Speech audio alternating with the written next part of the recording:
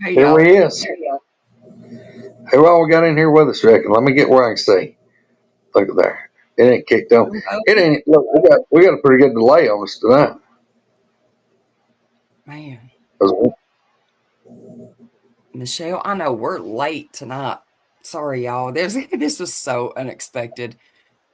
Y'all, it has been so weird. I've been wanting to do this for weeks and weeks.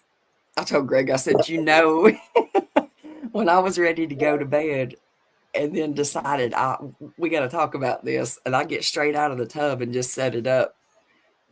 It's been weird. Like, I don't know if anybody else has noticed or not, but since I guess probably about April 24th, 25th, somewhere in there, I've been sending texts for like a week and a half, and I'm like, where's the moon? It's crazy. no doubt. No, it I was know. my phone. Instantly we went live. Troy Allen was calling just to talk. And I just had to send him a message. We was uh we was doing a live show, so maybe Troy will jump in the chat. Um, yeah. Uh, Look, I've been dogging. Man, Roger's been dogging her for a while. I don't know.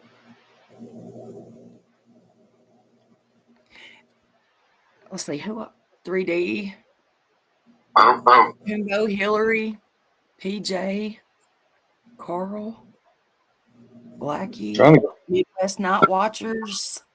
Yeah, there they are. Yeah, there's old Carl. Joyce is here. Yeah, I was wondering. I thought Roger might have been going to come on because we were kind of all talking about it together, and I don't know. I don't know where he's at. No, me and Roger was listening. You was talking. Y'all was laughing at me. Just admit it. Well, that's because you've been on a kick for the last 3 weeks about the moon's in the wrong place. We couldn't figure out what you was talking about. I'm telling you right now. I don't. Y'all. I would send text to them and be like, "Where's the moon? What's going on? Why am I seeing stars and planets?" And the moon's the moon's just not here. Well, the first night that I noticed it, I have to say it was kind of, overcast or whatever, and I didn't really see anything at all, like no stars or anything. That was supposed to be, I think, the first night that you were supposed to see the smiley face in the sky when the planets lined up, right? Okay. Didn't see it. Well, the next night I was like, and y'all, if you know me, you know I'm outside all night long. Like literally, I live outside. This is my favorite time. The moon ain't been here. I don't care what nobody says. You cannot convince me otherwise. Almost 2 weeks, it was not at my house. When it came back, it's like it had literally just flipped from where it normally comes up and was in the totally opposite place. And it Uh, had the smiley face that was supposed to only lasted like for so long. I'm telling you. well, the tariffs went into effect. They couldn't embargo no cheese from the moon. Oh, look here. But y'all don't feed her. Yeah. Listen, I'm telling you. Yes. Yes, Fredo. Yeah, I even accused that. I asked her if her foraging went wrong. She got the tainted mushrooms. I'm telling you. Listen, this is what makes it even more weird, okay? Not only was it not there was no frogs, there was no crickets, there was no coyotes, there was nothing out here making noise. Now it was so loud, you couldn't even stand it to sit out here with the windows open. I'm out in the greenhouse, and I mean, it would just literally pierce your ears. You couldn't record anything, you couldn't do nothing for all of the noise. There was nothing for like a week and a half. There was no frogs, there was no crickets, no coyotes. I heard nothing that sounded like a booger call. I literally heard nothing. Well, when it came back, And it was by now, y'all all know the sun rises in the east and sets in the west. Well, I literally watched the moon come up in the same place every night and move. It may be closer, further away. I know Greg's laughing at me already. He thinks I'm crazy. What about when the moon's up during the daytime? Because that's the best time to hunt in the winter. Is if the moon's over your head. If you see the moon in the daytime, you need to be in the woods. You realize that, like, that hadn't even been going on for a while. You could only see it. I think yesterday was the first day that I could actually see it again in the sky. Katie was talking about that too, about how she hadn't seen it in the sky for a while like that during the day. But this is what's weird, y'all. When it came up, every night, it moves different. Like, instead of like, 9 o'clock at night, like, it'll literally be right out here, right? Okay, well, the next night I'd come out, it would be a little bit further over this way, and then it would still move, though, as it was getting later. It would move around like it was supposed to, but it's still not in the right place. The next It's night not it's going to be over in the there. same place. It's the No, moon's it don't always move going to do. backwards. It don't move backwards, Oh and my it God. is. It's moved. 100%. Your, I'm telling you your, right now. your matrix has got a skip in it. It's a scratch on it. No, listen. Let me tell you what else happened. When it finally came back, the smiley face was up in the sky, right? But I mean, it was just like a little crooked, but like it was still there. Now I'm asking about why in the world we're not seeing the moon. Well, a couple days later, I question it again. Roger sends something about how NASA says that the moon's missing for, I forget what the reason was that they said. And I'm telling Greg and him, I'm like, oh, so they're like literally shutting it down for repairs. I said, but the damn thing come up in the wrong place. And now it's backtracking. Elon Musk stole it. He had it hid for a while. He held it for ransom. Look, Oh, get this though. The night that it came back, so did the coyotes and everything. And when it did, they didn't even sound like the same coyotes that are normally here. It sounded almost like a wolf instead of a coyote. I always hear like a single coyote when I'm out here. I mean, I've heard it for over a year, and this didn't sound like it. It sounded like a totally different one. And then, y'all, I'm so tore up over this. I'm forgetting stuff. Listen, while it was I'm so I'm so proud. I'm so proud. Everybody in chat is getting just a little taste of what me and Roger go through every day, and y'all enjoy it because we enjoy it. I love it because I keep a laugh all day long. I'm telling you, um, I knew this was going to happen. I'm crying just now. I'm trying to. Okay, I'm sorry. I'm getting so sidetracked. While this was going on, like I very rarely hear owls here. Like in the last several years, probably I'll give it half a dozen times, give or take some. You know what I mean? Like, and if I do, it's like I'll hear it kind of a little bit further off or whatever. This freaking owl came and sat in this tree over here, right beside of me, over here in this field, and sat and just called and called and called until it got another one calling. And it done this till like almost 5 o'clock in the morning. And not only did the owls get to going, I couldn't sleep. I don't know about nobody else, but literally I was up for what, like probably close to 40 hours. And y'all, no coffee, no nothing like that. Like I literally was so sleepy. I could not sleep. You gathered the wrong mushrooms. Uh, uh, You, that one little mushroom, it just looked odd. It was odd. I'm uh, telling you, I can't, y'all, I can't even read chat. I'm trying. uh, uh. Okay, back to my story. I got to get out of chat. I'm sorry. Okay, listen. Plug on. Alright, so The next night, the owl comes back and it does it again, and it's over here. Now, this is the only thing making noise at night for 2 nights in a row is these owls. Then,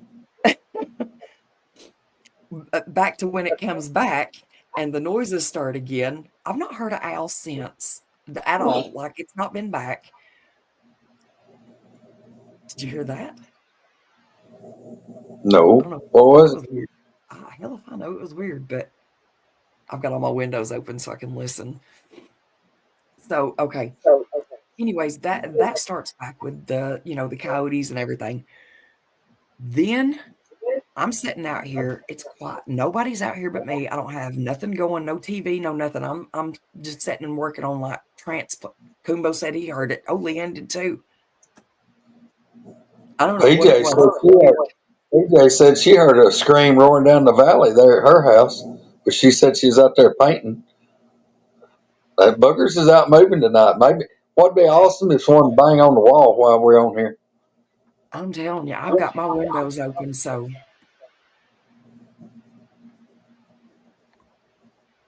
hey y'all. Something got a dog stirred up. Okay, I'm sorry. I'm I am so sidetracked trying to remember all this. There was so much to it that it's hard to remember because this happened, like weeks ago, and it's been crazy. But the birds freaking start going off at night. And I'm trying to record this, and I'm like, y'all, I'm out here and there is birds. It sounds like when the sun's coming up, like literally every bird around me just starts going nuts. Every Yeah. rooster, people that I don't even know that have chickens around me has got roosters just going crazy, and they all start up at the same time about 2 o'clock in the morning. And there's not a sound being made nowhere, no sirens, no dogs, no nothing. And this happens I guess this has happened twice already since the moon's come back out. Since the The moon's moon, came back. the thing, what I keep telling you though about the moon, the moon is in the right place, so the tide would be off. It'd No, be I'm like telling ships you, going it on ain't the ground something somewhere. ain't right. I don't care. You can't convince me otherwise. Shit's been Oh, too weird. I've realized that there's no convincing you. 100%. I realize it. Uh, It's Me and Katie was talking about it earlier too, because like I said, how is your moods and stuff been the last few days? And she was like, girl, I said, I'm telling you right now, I have been horrible. Like normally I try to be, the little ray of sunshine that I so wait a minute. We're gauging the moon by women's moods. Hold on now. Hold the phone. Hold the it's all phone. wrong. It's all wrong and it's going backwards. Oh, well, I promise you, you can't gauge that shit around my house. Ain't no way. Yes. I'm telling you, you would literally see stars and everything. Y'all, it's been weird. I'm not kidding. Oh, I'm gonna have a damn headache from laughing.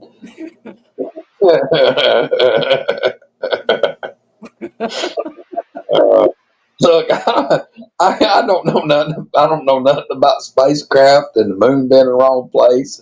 All I get to deal with is boogers. Uh,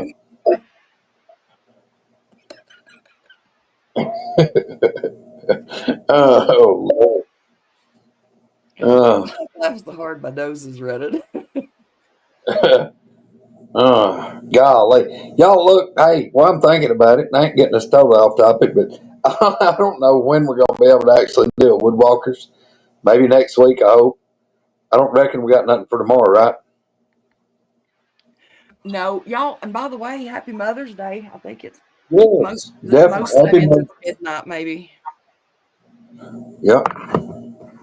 You damn right, Healer. You you better believe it.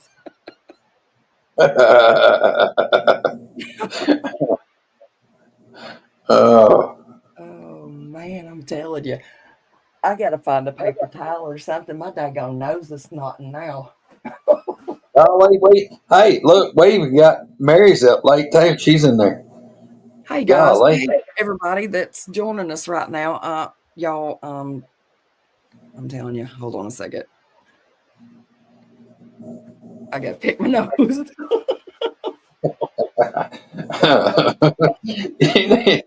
uh, See, look, technical this difficulties. moon's made me crazy. Look, made me come on straight out of the tub. I've been plugging my nose on here.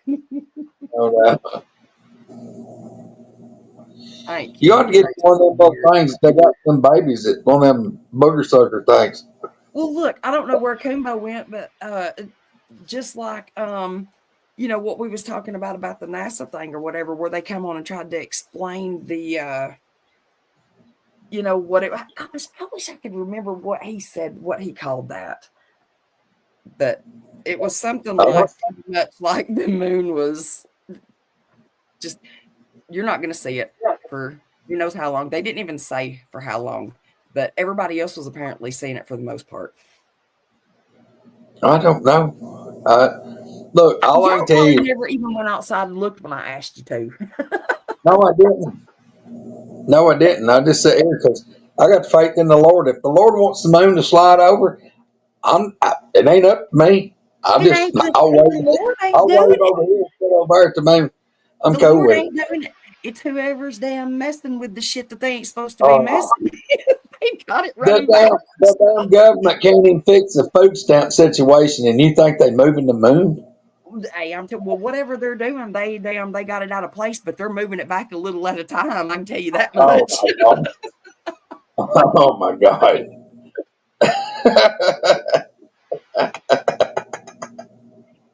uh, oh man, I don't They are. know. Maybe I'll put it back.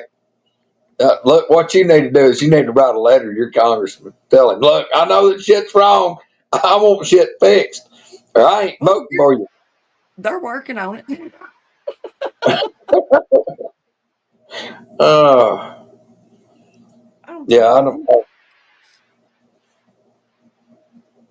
I don't know. I wish I could remember what that was. Man, let's see. Man. No. Let's see it. Oh, Yerriton, his picture there. He's the great black bear hunter there. No, look, hey, I'm drinking Sprite and chewing caffeine gum just to get through this show, y'all.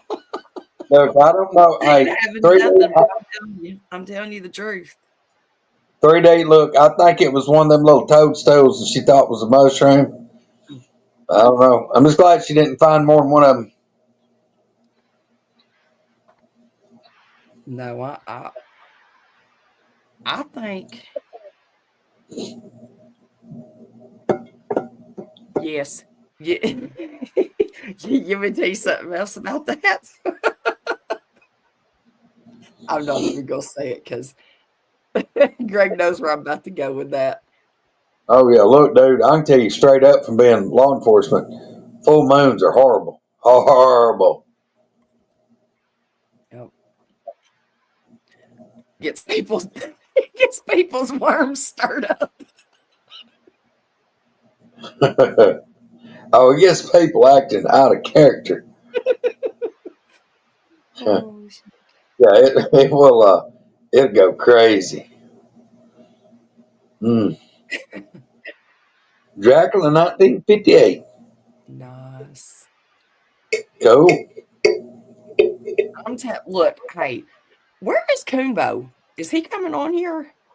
Well, I don't know. I mean, if we can hold him up, I seen Billy Schilling message him a minute ago. Said he's going to call him in a second, so he may be on the dadgum phone with Billy right now. I don't He, know. he might be. Chad, do you want a link? I don't know. Koonbo, are you still in here? I bet he's on the phone with Billy. Probably. Yeah. I don't know. Oh, there he is.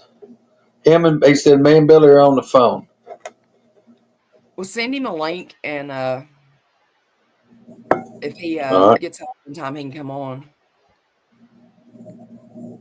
Y'all hang on just a second, and let's see if we can send some links. Hold on. Let me get on here. I mean, you worried about the damn moon slid over the wrong hole, and you got a NASA scientist that's in the chat. I That'd know probably be the person I'd talk to instead of somebody like me. well, I don't know Look at nothing. it. All I know is what I see. Again.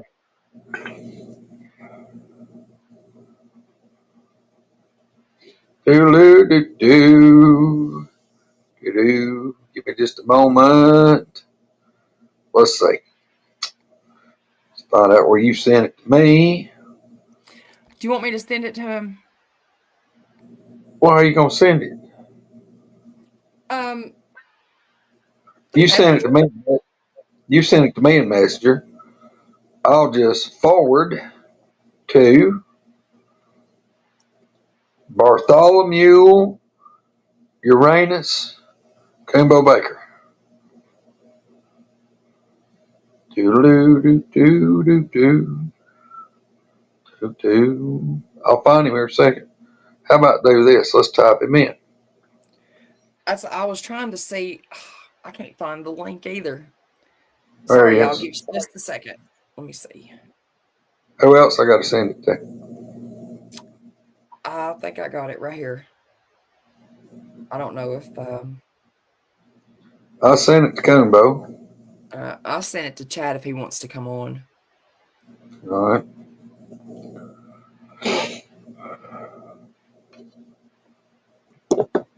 Oh, let me get back to chat because I can't solve them. Shazam. There, miss. Yeah, everything is weird. I'm telling you, everything is weird. My sleep went from being like wide open to like I could focus better, everything, and was actually getting shit done to like the last 2, 3 days. I have been so freaking tired. And it's like I can't, I don't know, 8, 9 o'clock, I'm ready to go to bed. To answer Hillary's question there, I accuse her of like at night, like 2 or 3 o'clock in the morning when she's out there. I think she like jerks her shirt up and flashes, hoping the boogers will run up the window and look at her. Shit, no, I got weird neighbor.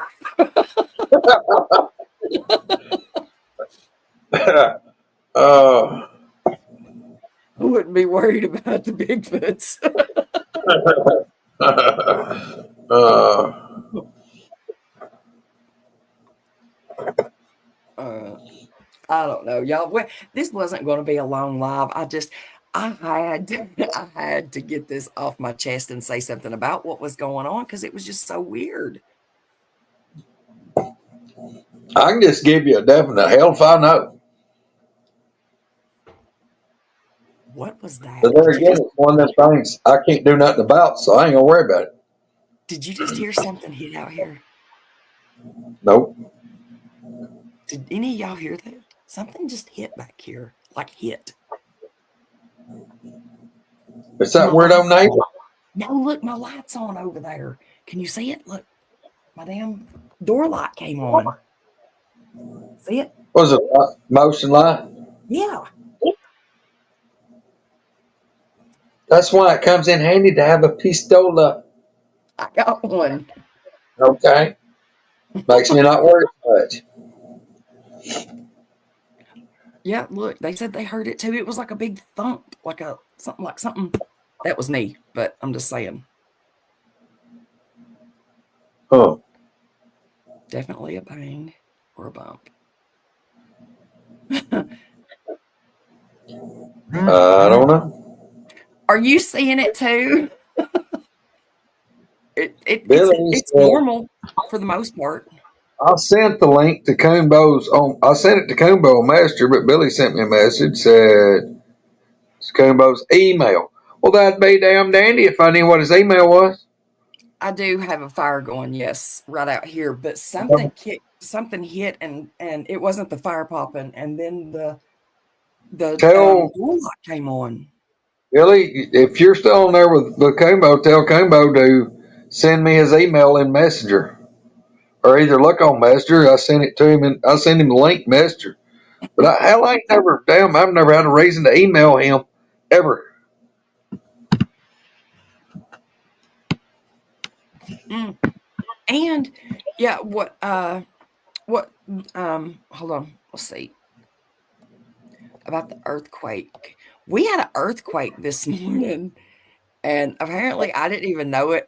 I guess I was still asleep, and that's Well, what woke me up, apparently, because it was right at the same time that the supposed earthquake happened. It was like a 4 point something they said here.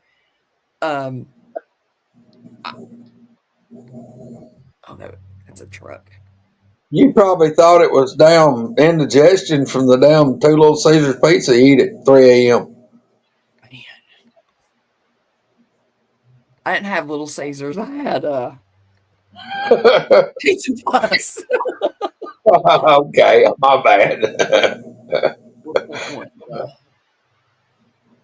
What was it like 9:30 this morning or something? Like 9:30, somewhere around in there, yeah. I think it's about 9 because I was up by, like, a few minutes after. Because Caitlin sent me a text, and she was Oh, like, "Did you did you know we just had an earthquake?" And I was like, "What? Are you serious?" And I was like, "Maybe that's what woke me up then." And she was like, "I thought it was a bird or something, like, running into the side of the house." She said that it was like she tried to film it, but she said by the time she realized that something was going on, like, longer than, just happening once or twice, she said it had yeah. already pretty much stopped, but, oh, All right. Let me Billy see if told I me can to work. go get it. Hold on. Let me see if I can send it to you. Doodle-doo-doo-doo. Share. I got to look. I'm now look. Quit staring down a 1911 or AR or AK. I'd be like Johnny on the spot. I'm like a, I'm like a fish out of the water doing this. Hold on a minute. Oh, copy, copy. We were talking about that, about all the solar flares and stuff that's been going on, and I think that's been a lot too of what's been affecting the way my moods have been and the way I've been sleeping.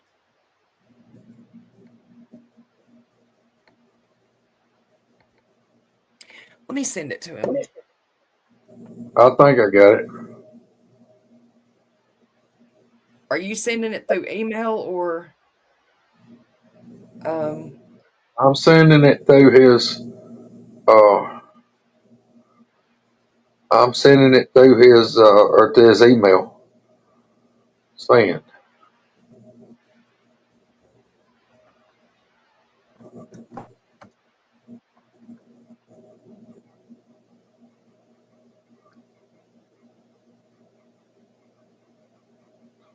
Oh wait a minute. Hold on.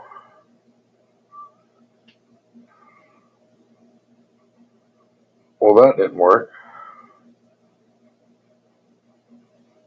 oh no. What?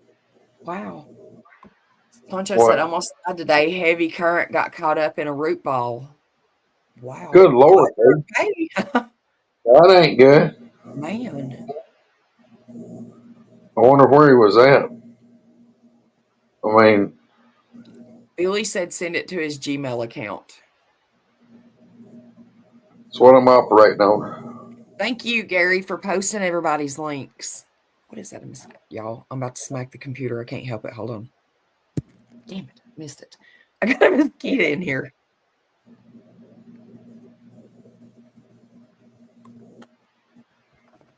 Hold on.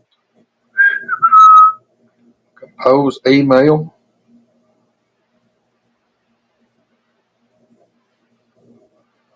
Oh, you raggedy. Hold on. Man down. Gotta go back over.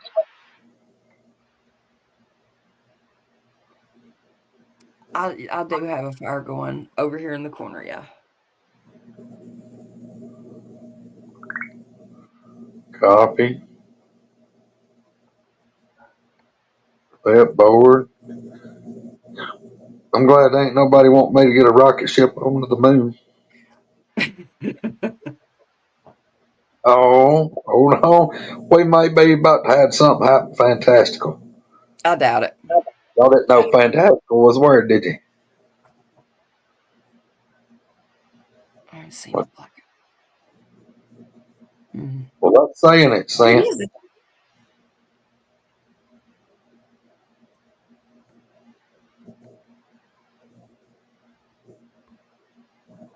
What you can see. Look, if you'll mix all that, dry all that shit, mix it up, put a little vodka in it, take a swig, the moon start changing. uh, Hey, it goes backwards too, let me tell you. uh, But that's just, look, I ain't never heard nobody talk about the moon getting in reverse. I don't know about the 5 speed or automatic moon, but I ain't never seen it back up. Hold on, everybody. I'm trying, I promise. Look, I guess if I gave up, Uncle, I can't make it happen. Can't pull it off this equipment. Look, Oh, Billy said he got it. okay. You know he's gonna come on here wearing his crash helmet and his earphones and look like he's gonna be sitting at Cape Canaveral.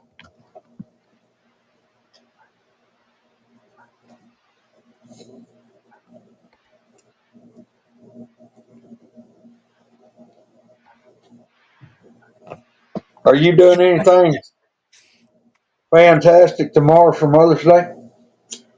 I don't know. We kind of done our stuff yesterday. Probably gonna go to mom's. I think she's wanting her hair done. We do. Uh, No. We had this discussion about me cutting all my hair off.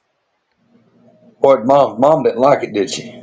No, I'm saying when I told you that I thought I was gonna cut it all off. Oh, I thought you were talking about your mama. No, she don't care. She'll cut it if I ask her to. Yeah, Misty's gonna have a flat top next week. She's gonna look like Sinead O'Connor. I'm getting a mullet. I don't know what you're talking about. She gonna look like Demi Moore when she was in the being a in the Bullshit. Marines. GI, You're look at it. G.I. Jane Squirrel, exactly, Leanne. What I said. Did you get on? I'm on. Look at that. Ta-da. Hey, what's hey, going Koonbo. on? Look, solve Misty's mystery about the moon being in the wrong place. Who's Koonbo? All right. Hey, look, Chief Thunder Yeah. Britches. What the hell's going on with the moon and why is it moving backwards? Why is it moving backwards? Yes. Because you need to turn around and run in the other direction. Yeah. See? I don't know. It's actually, you know what it is? There is a wobble in the Earth's rotational axis.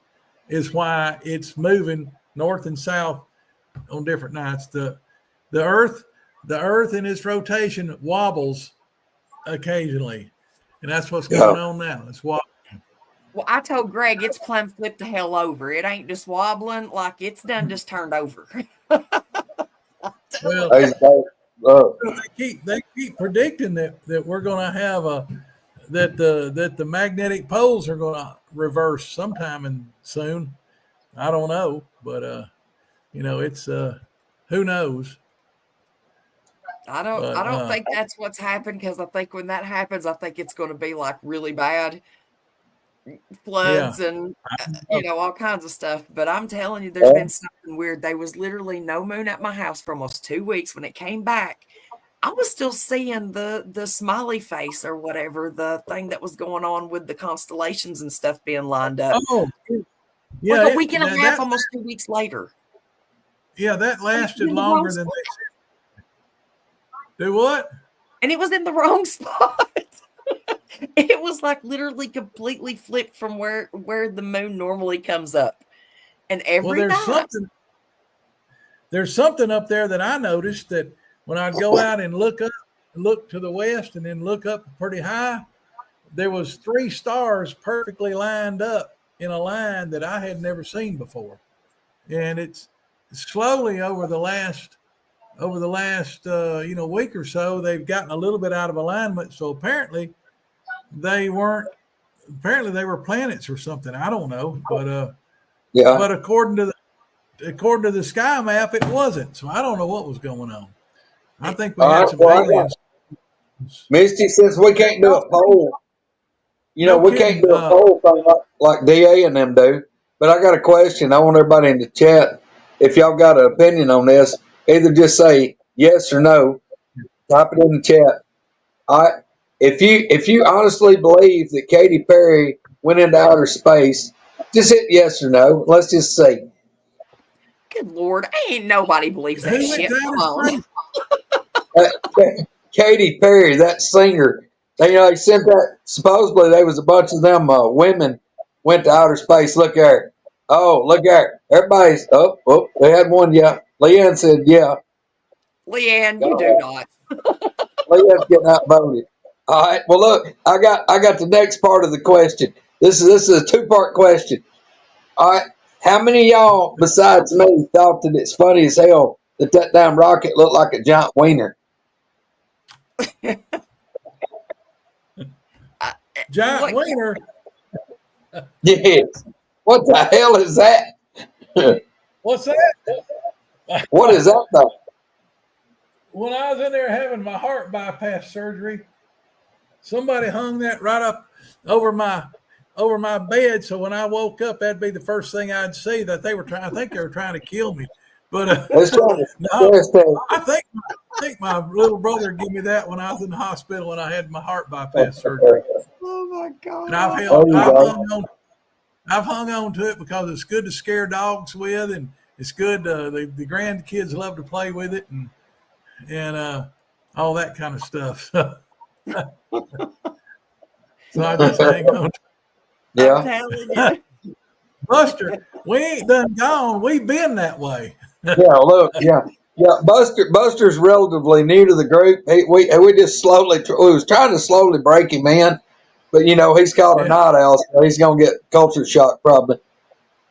Yeah. Oh God. Well, All right, Leanna, Yeah. moderately sized one.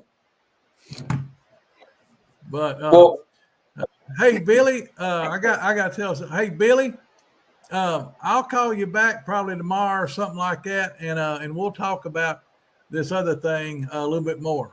So, anyway, back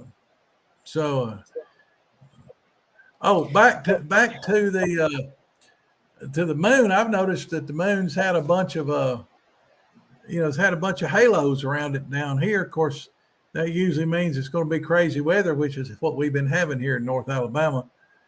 yeah. Yes, I've been seeing it here too since it's come back. It's had just a big glowing ring around it. Right. What about the birds and stuff at night though? How weird is that? Like, I mean, I'm telling you, Koonbo, it was the shut up, Greg.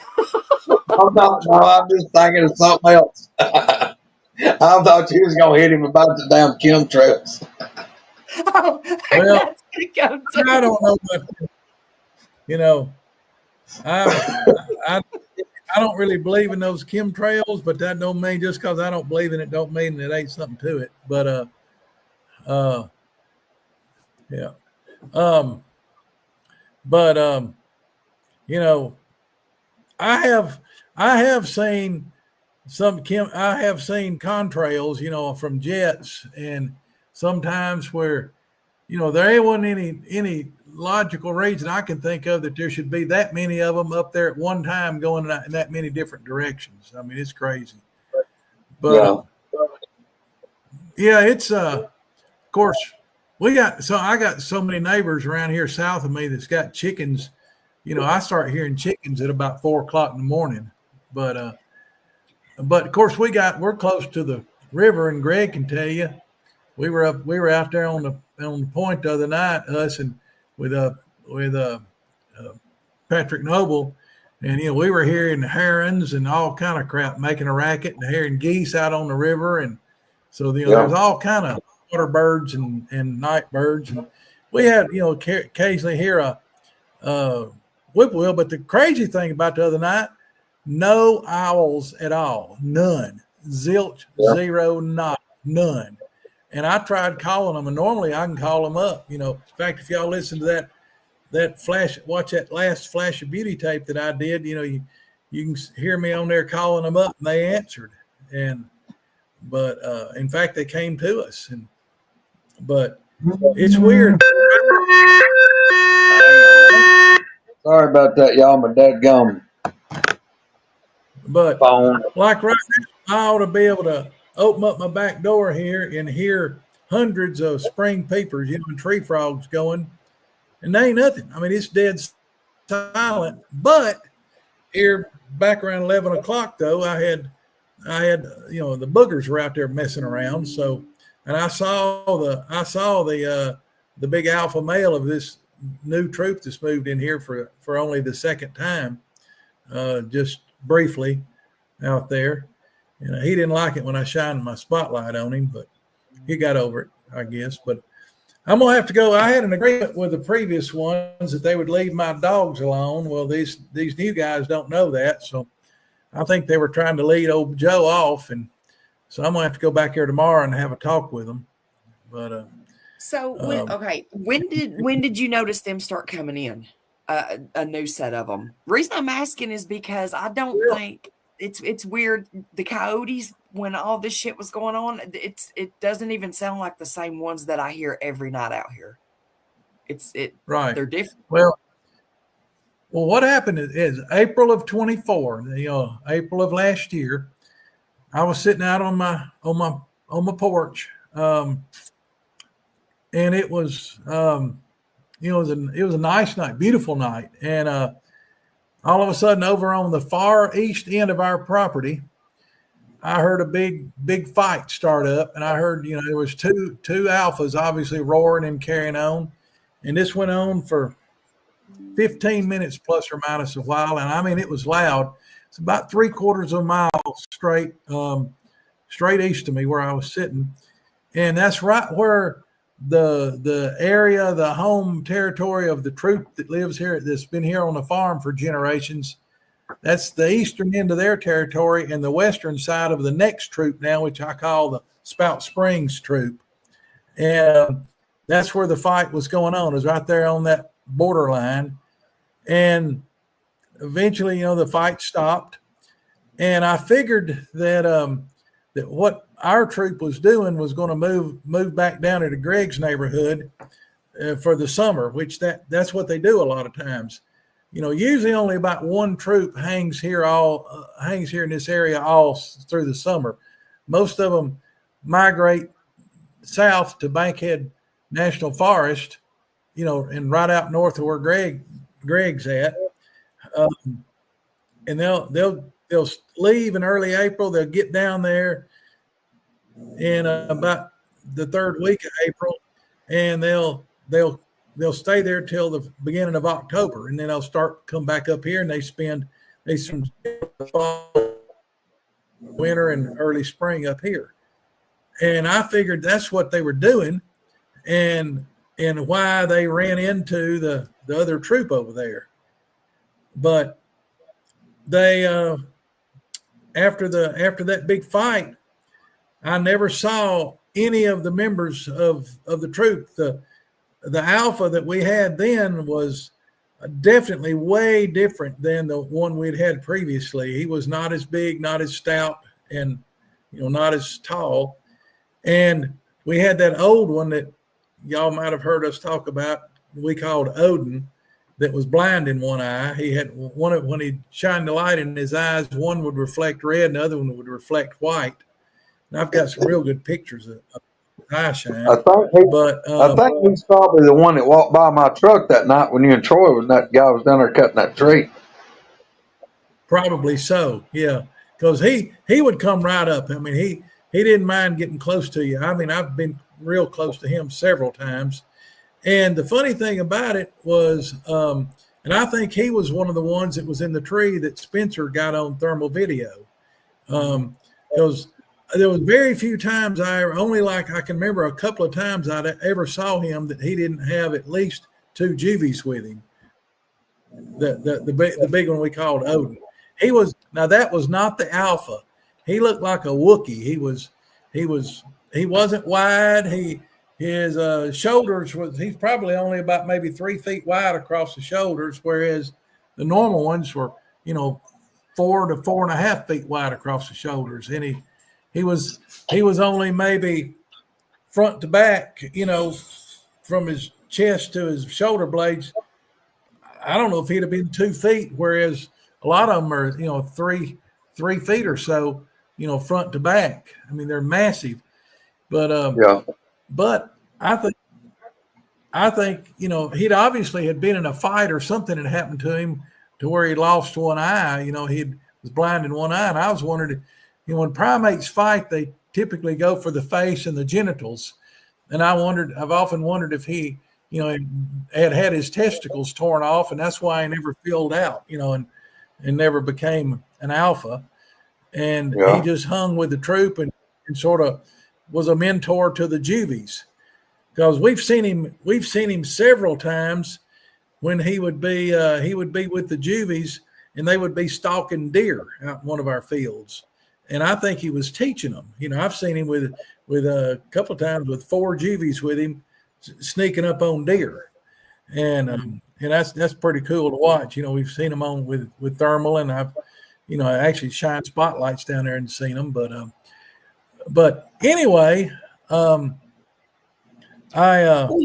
we was up there, whatever, where sorry, I didn't mean to cut you off. No, I was just going to say, I think we're lagging. Do what? I said, I think I'm lagging. Let me move my phone. I'm running off my hotspot. Hold on. Oh, okay. Keep going. But anyway, so we had that big fight last April of last year, and I never saw Odin or the alpha and the juvie activity, which was normally really, Greg can tell you, it was really reliable. You could sit out on the porch or sit out in the yard, and they'd throw rocks up around you, or you go back there and sit back there on the point, and within 20 minutes or so, they'd show up and be chunking rocks out there around you, or flipping acorns at you and stuff like that. And that all the activity went down just to next to nothing. And then what happened was, probably in late May, so nothing happened from about the first week of April till late May. And I'm out walking the dogs one night, and I'm over walking past my grandma's house, which is my old house, which is right here, not even 50 yards from my house where I'm sitting now. But anyway, I was walking down the driveway there on the south side of the house, and old Joe, he just whirled around and took off running back to the house. And Niffy got upset, and she got up in between my legs. And this is right after my old retired police dog had passed away. So I just had Joe and Niffy. Anyway, Niffy's all scared, and I couldn't even hardly walk for her being under my feet. And she's staring into the fence row in front of me. And so there's a yard light out in my grandmother's yard. Plus there was enough of a moon that I could see plenty good to walk. But I flipped on my light and shined it towards the fence row. And there's an adult female standing there. And I figured that was probably the alpha female. I mean, it was very clear she was a female. We're talking about, 30 yards away, and, about 90 feet. So I could see her clear. And, I got a bright, Greg can tell you, I got a bright spotlight that I carry. And, but where she was standing, there was a big oak tree about maybe 2.5, approaching 3 feet in diameter. and then behind her, on the right side, and there was a cedar tree to the left. There's a gap of about maybe 2.5, almost 3 feet in between those two trees, and she turned sideways and stepped through that gap, and then there's a fence there that's about probably at least little over 3.5 feet high. Is 3 foot hog wire and 2 strands of barbed wire on top of that, and that puts it, it ain't 4 feet, but it's close to it. And she just stepped over that thing like it was nothing, and then she stepped in behind that oak tree, and she's leaning out, looking at me, and then she'd go back, and then she'd lean out and look at me. Well, this happened to be on a Wednesday night, and everybody puts their garbage out on Wednesday nights because the garbage truck comes early Thursday morning. Well, I caught some movement I heard something to my left, and I shined my light over there, and I was catching flashes of eye shine of a big one walking up the fence road, but on the opposite side from me, coming from down there where mine and the neighbor's garbage cans are, and that's real common to see them down there, messing around the garbage cans. And so I just stood there, and that one walked up, and he walked in behind that one that was right there by the tree. In his head, his eyes were, foot and a half, approaching 2 feet higher up than hers was. And he just sort of walked in behind her and was looking over the top of her head at me. And I'm thinking, dang, I said, this is the new alpha pair, because the other one that was here up until April of last year wasn't that big and bulky. And this guy, his shoulders, I could tell his shoulders were, at least 4 feet from shoulder to shoulder. And that dude he's a 10-footer, or probably 10.5-footer. And I got thinking, I don't know these boogers. This is the first time I've ever seen them. And I don't know if they're happy, sad, mad, glad, or whatever. And I realized I'm less than 35 yards from them.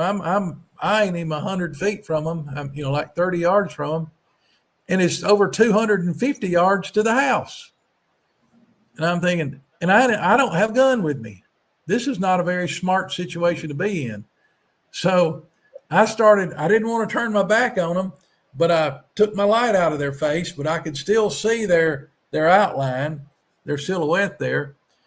And I just started backing away, and I backed away about 50 yards, and they hadn't moved. They were just standing there, watching me. And I turned around, and we'd walk about 25, 30 yards. I'd turn back around and shine. And, I shined one time and they were still there. And then the second time I turned around, they were gone.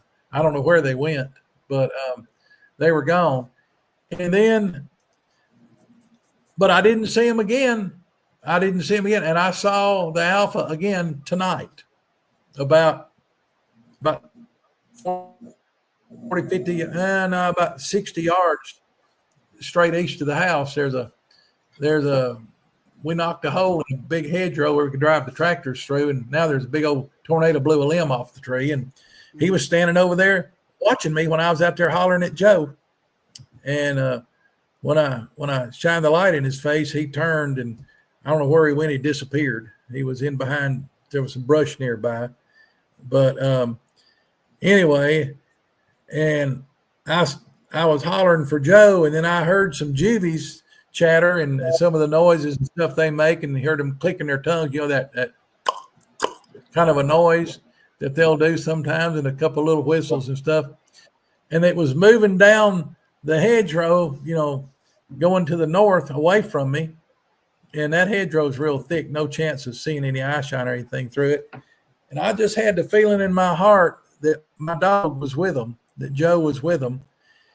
And I got to thinking, well, that alpha is somewhere in between me and my dog and those juvies.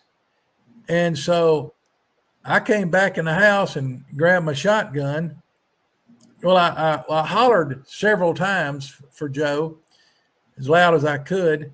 And I came back in the house and got my shotgun. And when I stepped back out on the back porch, which is, I mean, door's 8 feet from where I'm sitting. And anyway, here comes Joe running over there up across the yard and up the steps, So he was with them. And I'm going to have a talk with him. And I'm going to go back there and have a talk with those boogers because, they understand what you're saying. And I'm going to tell them to leave my dog alone. That if as long as they leave my dogs alone, we'll get along just fine. But if you hurt one of my dogs, it's going to be war. And but I'll carry him some green apples and stuff like that. Maybe carry a few Snickers bars. And down at the grocery store, they got little Hot Wheel cars. I'll buy a couple of blue Hot Wheel cars and carry back there leave for them. And no, he did not smell. Now, the other couple of nights ago, we went out and, well, Greg, it was were y'all here when we smelled the smell up here by the house? No, I don't think so. That was, I think it might have been, I was out in the yard. It might have been just me and Sandy out in the yard, but no, I can't remember now. There was one of maybe, I don't remember who it was, but we were out in the yard and it was after dark and we could smell one somewhere pretty close. I had one I smelled here last week. Yeah, I smelled one real bad here last week. I had to run home and get some stuff out of my safe. Colt, he had to have his birth certificate. I had to leave here. It was about 12 o'clock, 12:30 at night. When I walked out this door right here, it would burn your eyes. It smelled so bad. I just went out. I spoke to him and told him, I said, look, I've got to go to my truck. I'm going to leave and I'll be back. And you talking about the creepy feel. It was like I was in the middle of a football stadium, everybody looking at me. I got in the truck, went home, was gone 45 minutes, come back. You couldn't smell nothing. The smell was gone. Yeah. Yeah. It's when I smelled it the other night, it was not close by. It was off. You could tell it was off at a distance, probably 100 yards away or so. But it was one of those real nasty stinks. I knew if I was closer to it, I'd be gagging. But yeah.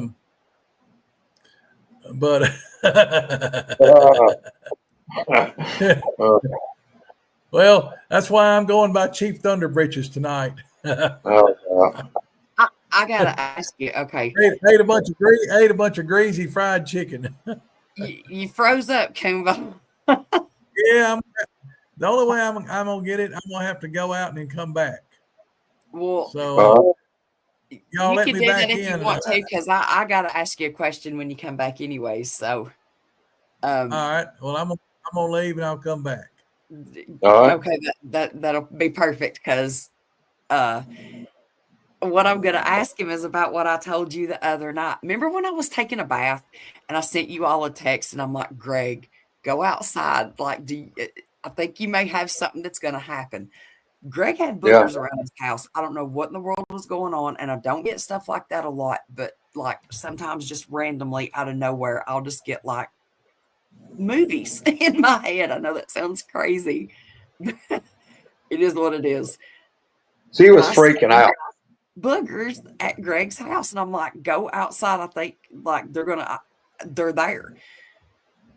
Then what's weird is out of nowhere, like I can't explain it, y'all, because I don't get like full things. I get like blotchy stuff sometimes if I get anything. You know what I mean? It doesn't really make sense. I only can tell you what I see and then see what happens.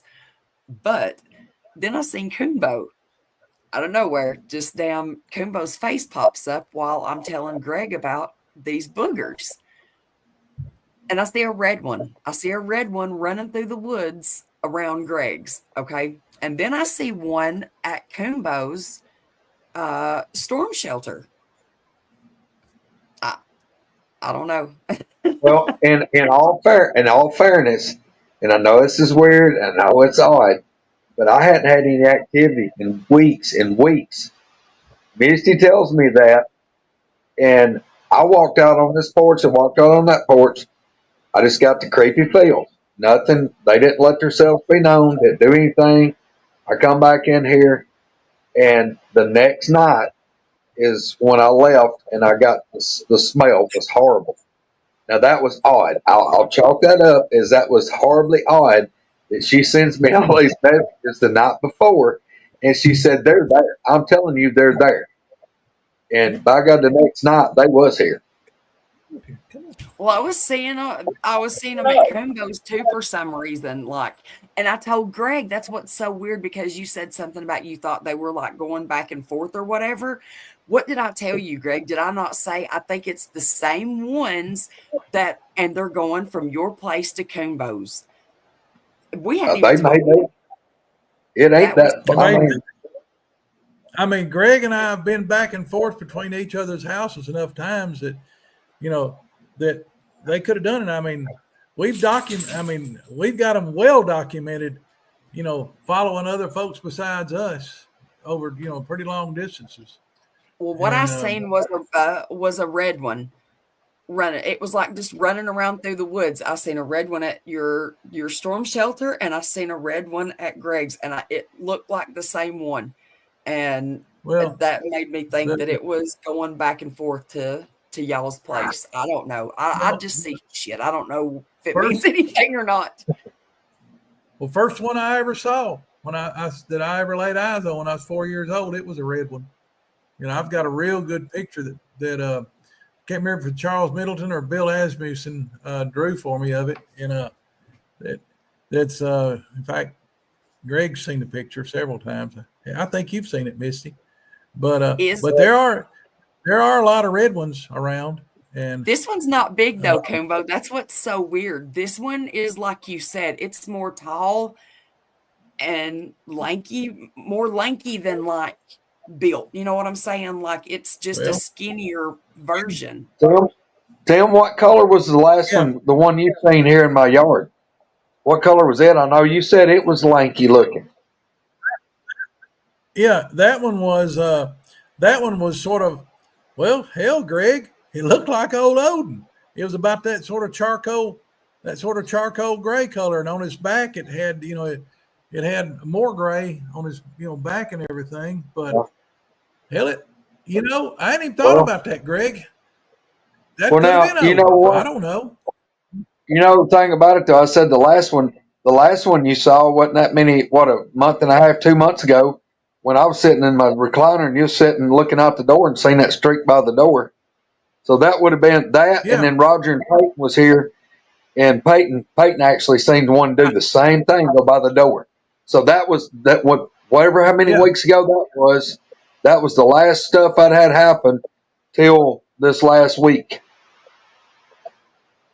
Well, that one that ran by the door that's when Troy was here, right? When I saw that one run by the door. No, that's when Bama and them was here. Wasn't that when Troy? No, that's when Bama. Okay, Bama and them. Okay. Yeah. Right. Well, that one that I saw run by your door then wasn't. I think it was a juvie. It was not a. It was not. That thing probably wasn't over 6.5 feet tall, maybe 7 at the most. Yeah. But I know one thing. It was flat moving. Now it wasn't wasting any time. But the one when I was leaving that night, here, what was that, 6-8 months ago, something like that. And that one was just, going along, just came walking out from between those two houses and walked right across your driveway and in between all bunch of that junk that was sitting there and disappeared off out in the woods there to the east. That's the way you always see them coming, it seems like. What?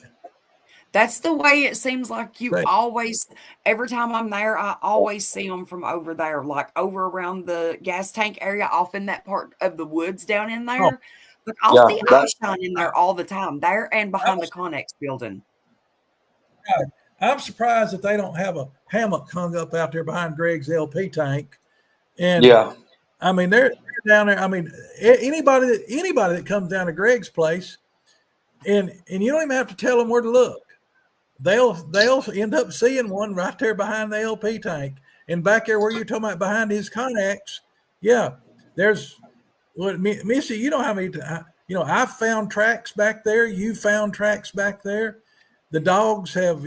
I've walked the dogs, and they'll lock up. They don't want to go back there, but yeah, they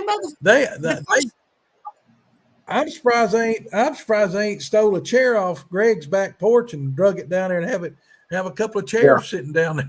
The first time we was there that I seen the eye shine and was telling them, I was like, oh, there's blue eye shine over here. There's red eye shine over here behind the Connex building.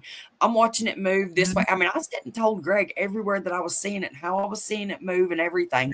The very next morning, we went outside and looked, and we found tracks. We found where something had walked up behind that Connex building and literally walked over into the edge of the woods. And it's like it had broke stuff out of its way so it could see, like getting the limbs out of its way, stepping on stuff as it stepped up. Abby's got a walking stick. Yeah. Well, when 2 weekends ago, or Thursday of not this past Thursday, not day before yesterday, but not the one before, but 2 full weeks ago, I flew out to Grand Island, Nebraska, to be out there for the Nebraska Bigfoot Conference, because I did a presentation. Well, Sandy didn't want to be here by herself, and so she asked a couple of her cousins to, one of her cousins and her husband to come here and stay and, stay with her, because she was having some trouble with her Parkinson's, so she wasn't able to go with me. And so they stayed here. Well, they're not Bigfoot people or anything like that. And so they're here and I'm gone. Well, what happens? They come up here and start beating on the dadgum side of the shed out here in the middle of the night and making racket and noises and stuff. And they came back there, and Sandy stayed back in the back bedroom and let them have our bedroom, because got a queen size bed in it. Well, what they're doing down there beating on the wall down there where Sandy is, and so the next morning, Rick gets up and he goes out there and finds tracks, because we haven't finished, this place is new enough. We hadn't finished our landscaping, and we're still working on the grade and everything. So there's a pretty good size area out there where we don't have any grass growing yet. And that's down there on that end of the house. Well, Rick goes out there and finds not only tracks, but he can tell where they've been knuckle walking. And he figured that out himself. He said, I think they were down on all fours, because I found knuckle prints and had the thumb prints out beside them, and I said, yeah, they do that. But, so they were hanging around here close while I was gone. And of course, these were not the adults, these were juvies. But they were, from the looks of the size of the tracks he described, they were probably anywhere from, some of them were probably not over 6 feet tall or something like that. And then probably the larger ones were up maybe 7.5 feet, something like that.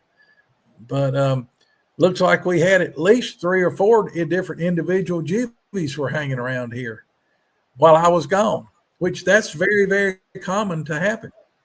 Very common that when the man's away, the juvies come up there, and if there's a woman in the house or girl, they come up to hey baby, they come up to mess around. And but they're perverts. I've said that forever. Do what now? They're perverts. I'm telling you. They're perverts. They are. And that was another thing. Rick described to me this whistling noise that he heard, and of course it was he said he heard some knocking, and then he said he heard right outside the house. He heard, that little flat monotone whistle. That's one of their little calls that they do. Is either a locator call or as an answer to some other kind of a call or a knock. And he perfectly described it. I had never told him anything about any of this kind of crap that they do, but it happened, and and he was, what about this, and I said, well, you got a pretty good education while I was gone, but anyway. So, how many women have you ever heard tell you about how when they're out camping and changing clothes or whatever, that they have stuff happen? Because I know it's happened to me and Debbie and several of us a lot. Very, very common. Yes. Very. Yeah. During the day, like changing in the tent or something like that, and having I'm bad about doing that. Like if I know there's nobody camping around me, like I'll crack my windows and I'll change or whatever just to do it, because like when I go to Greg's, I'll open the curtains in there because I want stuff to see me, like not like naked or nothing, but like I want stuff to know that I'm there. You know what I mean? And so she flashed them. I told y'all she flashed them. One of our secret weapons that we used to have back, and this is back in the late 90s and early 2000s, is we had a lady in our group that wherever we'd go, she'd go out there in the woods and mark a few places. She'd pee out there in the woods in a few places, and we'd go back there that evening. And it's incredible how often we would have success. That they would come in. But Koonbo, I'm telling you right now, I do that all the time. Like, you remember whenever me and Rebecca was at your place, we were like, we got to go pee before we go any further. And Koonbo's like, man, somebody go check on them girls. Hey, and then when we were leaving, somebody saw one run across the road down there. They were around us all night while we was there. I'm telling you right now, I kept telling Mark and everybody, because everybody was talking, and y'all would see me just kind of like walk off, and they were shadows, literally, like low down on the ground, running right around the point, all around us. I was seeing it move all night. Where Spencer caught the infrared or whatever, the thermal. Yeah. That's where me and Mark, I was standing there and I was like, do you hear that? I was hearing calls from that exact same spot. Getting all kinds of calls. They were really, really faint, but that's exactly where they were coming from. Well, if you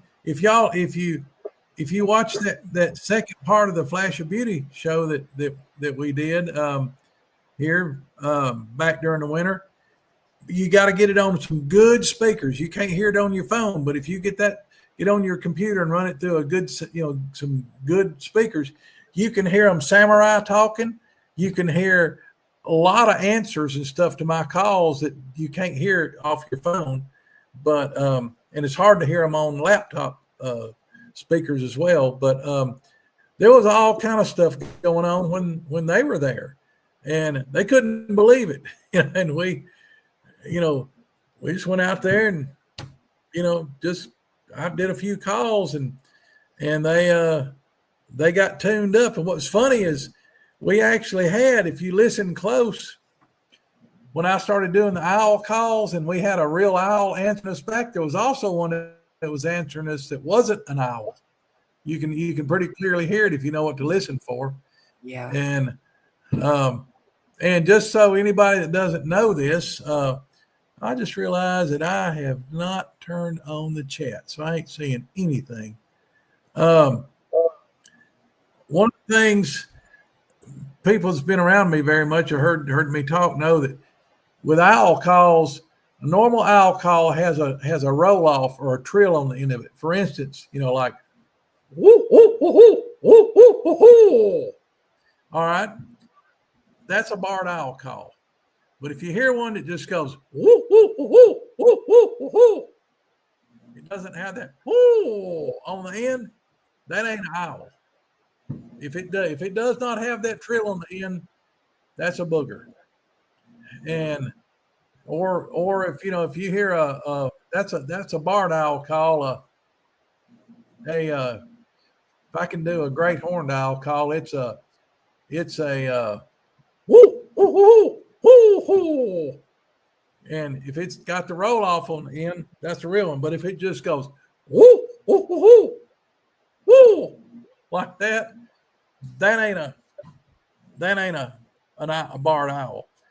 Or if you hey, this is something else. The other night when we were up here, when Greg and Patrick were up here, we couldn't get a single owl to answer. None. Zilch, zero, nothing. Nope. And I did a whole repertoire of calls and got no answers whatsoever. But if you get a screech owl, they'll do a sort of a, and then they'll do a trill on the end of that I can't do. I can't get that low. But if you hear a screech owl that doesn't have a trill on the end of it, then that's a booger. And what we call the bionic bird is a, like that, but it's at about 140 decibels. If you're close to it, it will actually ring your ears. It's that loud. Yep. And it'll hurt your ears if you're close to one of them when it does that. Or if it's about 4 octaves lower than what an owl should be. If it's an 800-pound owl or a 1,000-pound owl, Yeah. I've had them. I had to go to my Jeep one day. I got out of the tree stand, and I had to walk about 200 yards to get to my Jeep. And I got within about 75 yards of the Jeep, and there was an owl kicked up, and it was going, oh, oh, oh, oh, oh, oh, oh, oh. It done it like 28 times before I could walk the last 50 foot to my Jeep. And the bad part is this thing was just catty cornered from my Jeep. Couldn't have been 20 yards, and it was in a pine thicket.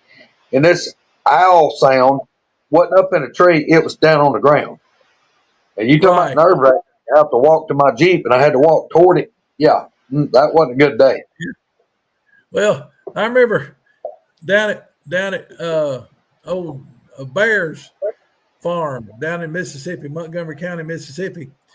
He's got one down there that he loves to do tree frogs, and how tree frogs does that Yeah. and he's got about a 1,200-pound tree frog down there, and that sucker will come walking down the hill, and you'll hear brrr, brrr, like that, and he ain't frog. Son of a gun, down there where we used to camp, there was a bunch of privet hedge around the area. We were sitting down there, and he comes up, and this tree frog is up pretty high, and somebody turned on a light, and that son of a gun was standing there like less than 20 feet from us, standing there looking over the top of the privet hedge down at us, still standing there doing that tree frog sound. And that dude didn't care if you shined a light in his face. He did not care. And he eventually just turned on off. But yeah, I've heard those 1,000-pound tree frogs several times. But it was amazing though how predictable they were down there at his place there in Mississippi. Well, let me ask you something because it just hit my brain. I hadn't asked you in a while. Have you heard anything out of Nate Bowling? Yeah, he's doing good. Is he? Yes, he is. Well, the last time I talked to Jack last week, and he said Nate was doing good. What's the odds of me and you meeting up and us riding over together and go see him? I'd say better than even. Yeah, we need to do that. We do need to do that one day next week or the week after. I haven't seen Nate in months, and which is bad. That's pretty Yeah. sorry of me, but I've been tied up with Sandy and everything with the house and all. But yeah, we Yeah. need to do that. We might get And Osmer to go with us. yeah, get him to Osborne and meet us over there. Guarantee you. Yeah. Why don't we plan that? Guarantee you. Yeah, let's do that. Yeah, we'll do that. And the Man. sooner the better. He's back working now, believe it or not. And I I think didn't know if I that. understood Jack right, I think he may be back working. We'll have to. I'll check and find out and let you know. All right. Well, let's Uh, do that. No joke. We need to go check on him. yeah. Hey, y'all keep talking. I'll be right back. All Okay. right. They Yeah.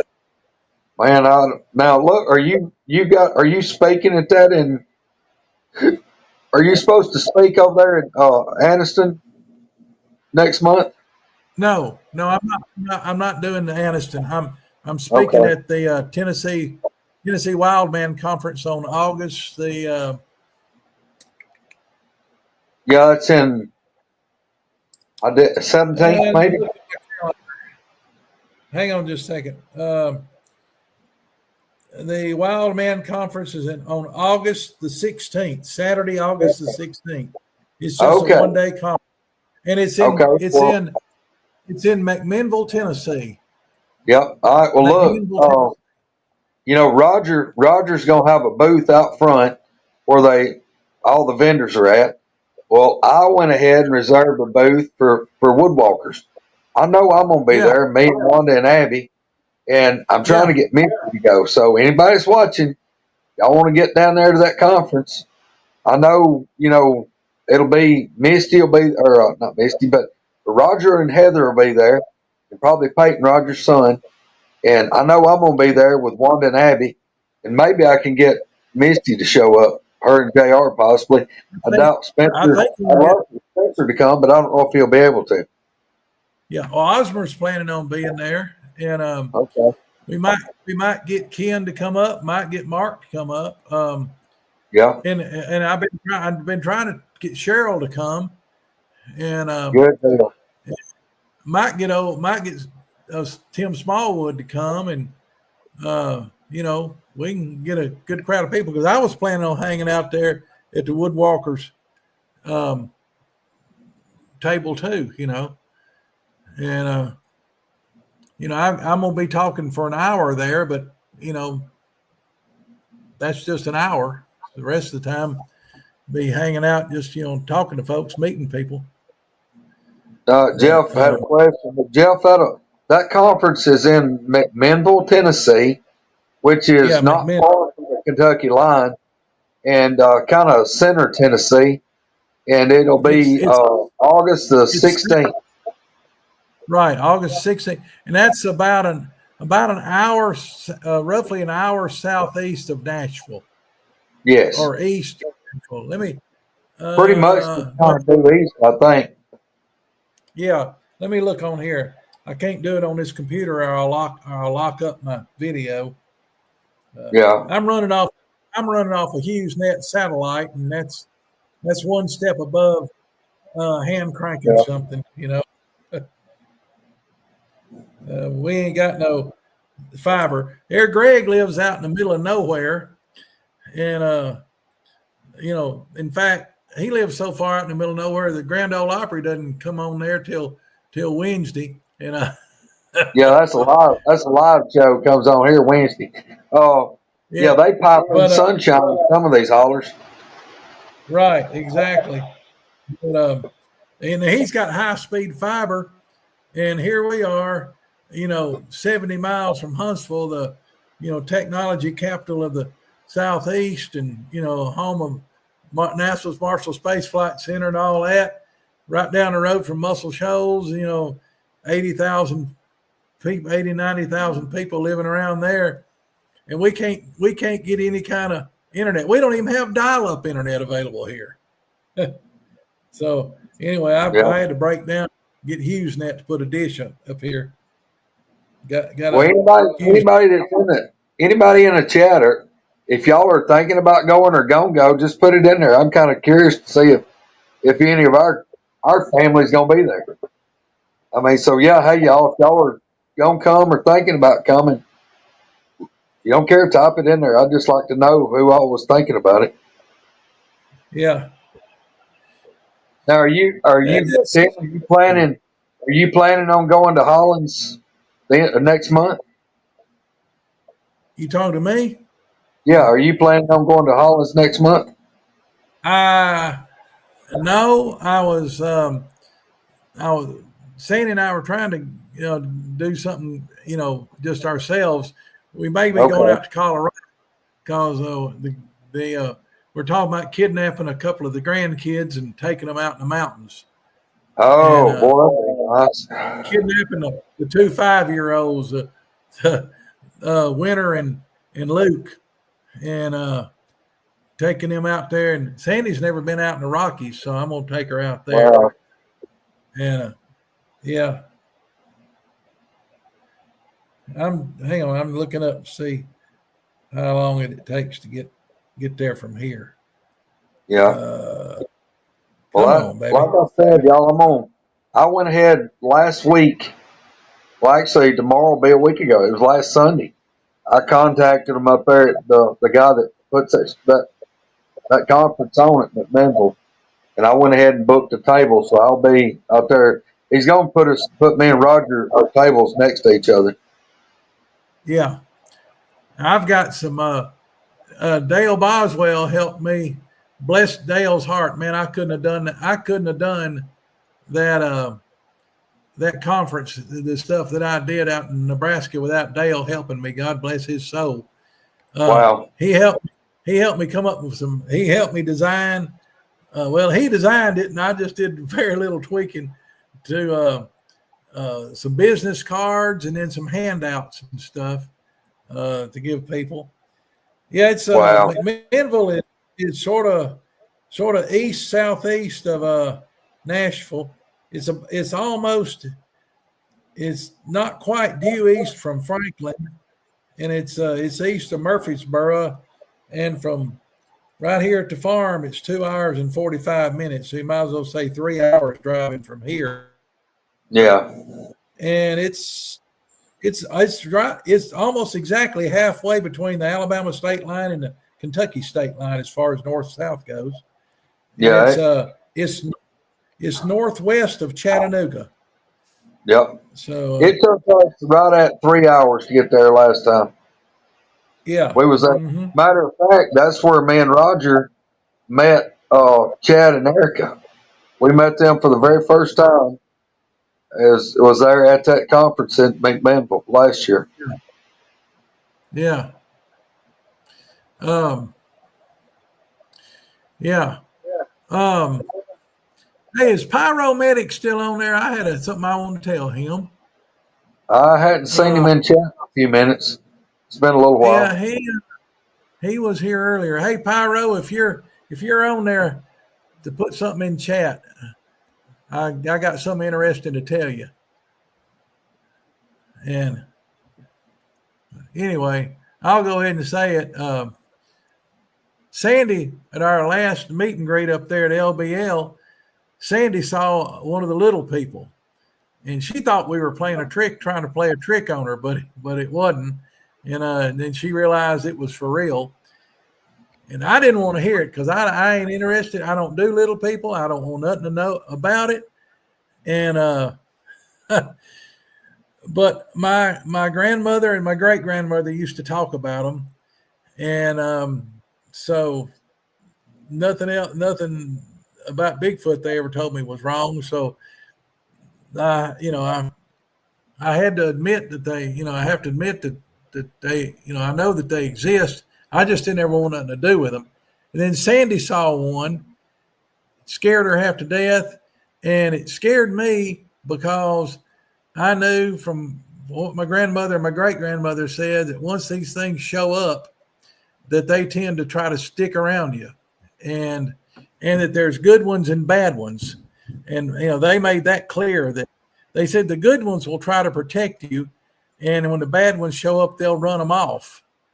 And hey, Pyro. But what I was going to tell you, when I was out there in Nebraska, I got to talk with some members of the Winnebago tribe and the Omaha tribe. It's which is what Omaha, the city of Omaha, Nebraska, is named after them. And I was telling them about the little people and about what the advice that you gave us and everything. And they said, yeah, you were right on the money about carrying the peppermint in our pocket. And yeah, they thought it was interesting that what that what you had told us about them and everything and about the little people. So but that was real good getting to see them and talk to them. But anyway, I'd always heard, this may be totally wrong, but I'd always heard that if you were in the woods and you thought that they were around, is a peace offering. If you had tobacco, leave them some tobacco, like set it on a log, yeah, just pile it up and leave. You know, that was a peace offering. Well, the what I found out from Pyromedic, and then talked about with especially a couple of guys from about 3 guys from the Omaha tribe, was that if you carry peppermint or spearmint or something like that, or even sprigs of the mint that you grow in your garden, if you have some of that on you, that'll keep the bad ones away. Really? And yeah, yep, that's right. I'll just start loading up. So I'll show you right here. Let me see. Have to go through my knife, but right there's peppermint I keep in my saying, and I keep that in our pocket all the time. Of course, now I'm a good country boy. I got that knife there, a nice case red bone. I got me a little Victorinox knife for picking my teeth and digging out splinters and stuff. Got my chapstick. Got my nitroglycerin pills. And then I got my Sunday go to meeting knife here. There you go. But if I got clothes on, I'll have at least 3 knives on me at all times. Well, yeah, you can't have a sale. You may have to stab 3 things. Yeah, exactly. And they're for different purposes. But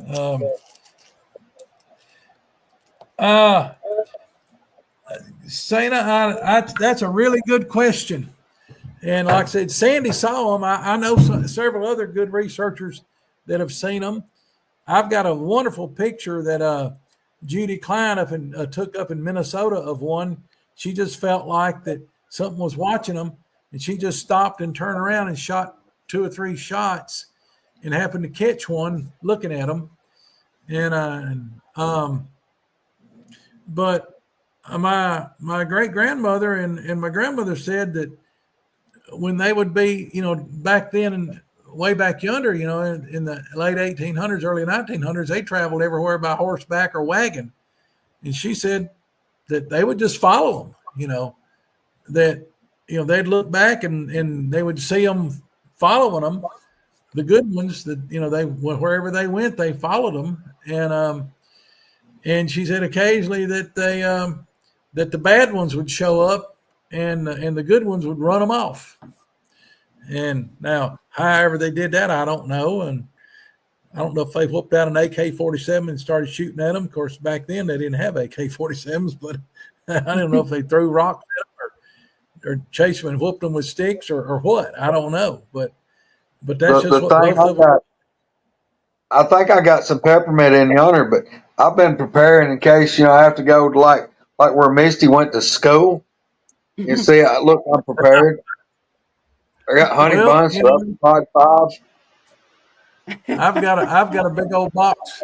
I got a big old box full of those Little Debbie Nutty Buddy bars. Man, let me tell you. Speaking of those, I I placed a Walmart order, and I don't never order chocolate. I don't never eat chocolate. I'm trying to quit so much sugar. The one time that I want some freaking nutty bars, they didn't damn come. I was so mad. Then I had to sit for 30 minutes and damn tell them why I didn't get my nutty bars and I want my money back. Hey, Hey, let me. I'm I gonna don't know what's enlighten. going on. And still didn't get my chocolate. You know what I had to do at 9 o'clock tonight? Sandy decided she wanted some chocolate ice cream, and also to pick up some. I had to go to the store and buy a tub of chocolate ice cream and a bottle of Hershey's chocolate syrup. Yes. There you go. Yeah. Well, look, and everybody this out is a there, look, everybody in chat. I'm gonna turn y'all into a little secret. If you like nutty bars at all, when you get you a box of them, put them babies in the freezer and leave them in the freezer. Pull them straight out of the freezer and eat them. Oh my Yes. God, yeah. that's like shooting nitrous oxide into a race car. Oh my God, it's good. Yeah. That's funny. Actually, my diabetes doctor told me, he said, if you're gonna eat some kind of sweet, if you want some kind of sweet, long as you don't overdo it, he said that a nutty bar or a Snickers bar was the best kind of junk food to eat. That the peanut butter in them, that the calories and stuff in peanuts is not near as bad as a lot of other things. Yeah, and it's probably a lot to do with quantity instead of quality, right? So you eat one Yeah. nutty bar instead of four. No. It's hard to, I buy those nutty bars in the 12, the big box, the double box, Yeah. got 12 in there. And back in the day, I'd take it as a personal challenge to see if I could eat that box in one sitting. That's kind of like me when I go get a Y'all candy may not bar. believe it. If you Yeah. go to buy At one one, you time got I to get weighed a up around, double. yeah. At one time I weighed up around 350 pounds. I'm down to, 230 something now, in the low 230s, and hopefully fixing to break Twisted into the steel, 220s pretty soon. 230 pounds, twisted steel and sex appeal, right? Oh yeah, uh-huh. Yeah, I'm fixing to be, believe it or not, I'm fixing to be 70 years old. Gonna have I'll be finished with my 70 that God gives us, and so I'm gonna be like my daddy. Every day I wake up that I'm above ground, I'm considering it a bonus. Yeah. Oh yes, that's Uh, exactly right. Oh man. there you go. Really, that's cool to know, uh, Pyro. That's cool to know. That's yeah, and I've had my dogs. You know, I've had my dogs do crazy things like that, and I've wondered that. When I knew I could feel that something was there, but I just couldn't see it. But the dogs sure knew it. Um, Greg was pumping me. Yeah, I'm pumping you up on Facebook the other day. Hey, look, I told him I had that one picture that where me and you and Patrick where we was all standing back there together, and you said, "Man, there's three stud muffins." I started to post it, but I got to thinking there was a whole lot more muffin than there was stud in the picture. Yeah, yeah. Uh, So, yeah. So when we The camping at your place, we're do going. what? We're gonna have a very very private outing. I'm saving you a spot, Misty. Yeah, But now we're look, going. if I have We're to going to bring a sleep. damn log Hey, chain, if I have to bring we're a going. log chain and two master locks, I'm chaining you to something where you can't just wander off. I was going to say, I'll be Greg, bait. I what we're don't going care. to do? Greg, we're hog tie her and we're going to lower her down in the cave, and then take Oh, the rope. no. Hell no, because that means I'd have to get too close to the damn cave. Ain't happening. Hey, I do want to go check it out. I'd like to go check out some caves. Now I'm not going in because I don't like big spiders, and so like that wouldn't be good because I don't run from boogers, but I do run from spiders. So No, That big old cave the thousands of bats eat all the spiders. oh my gosh, Yeah. let me tell you about the bats here. Speaking of, I've got bats, like 2 of them, and they come through the winter. I don't hardly ever see them, but they'll come like fly around the street light out here.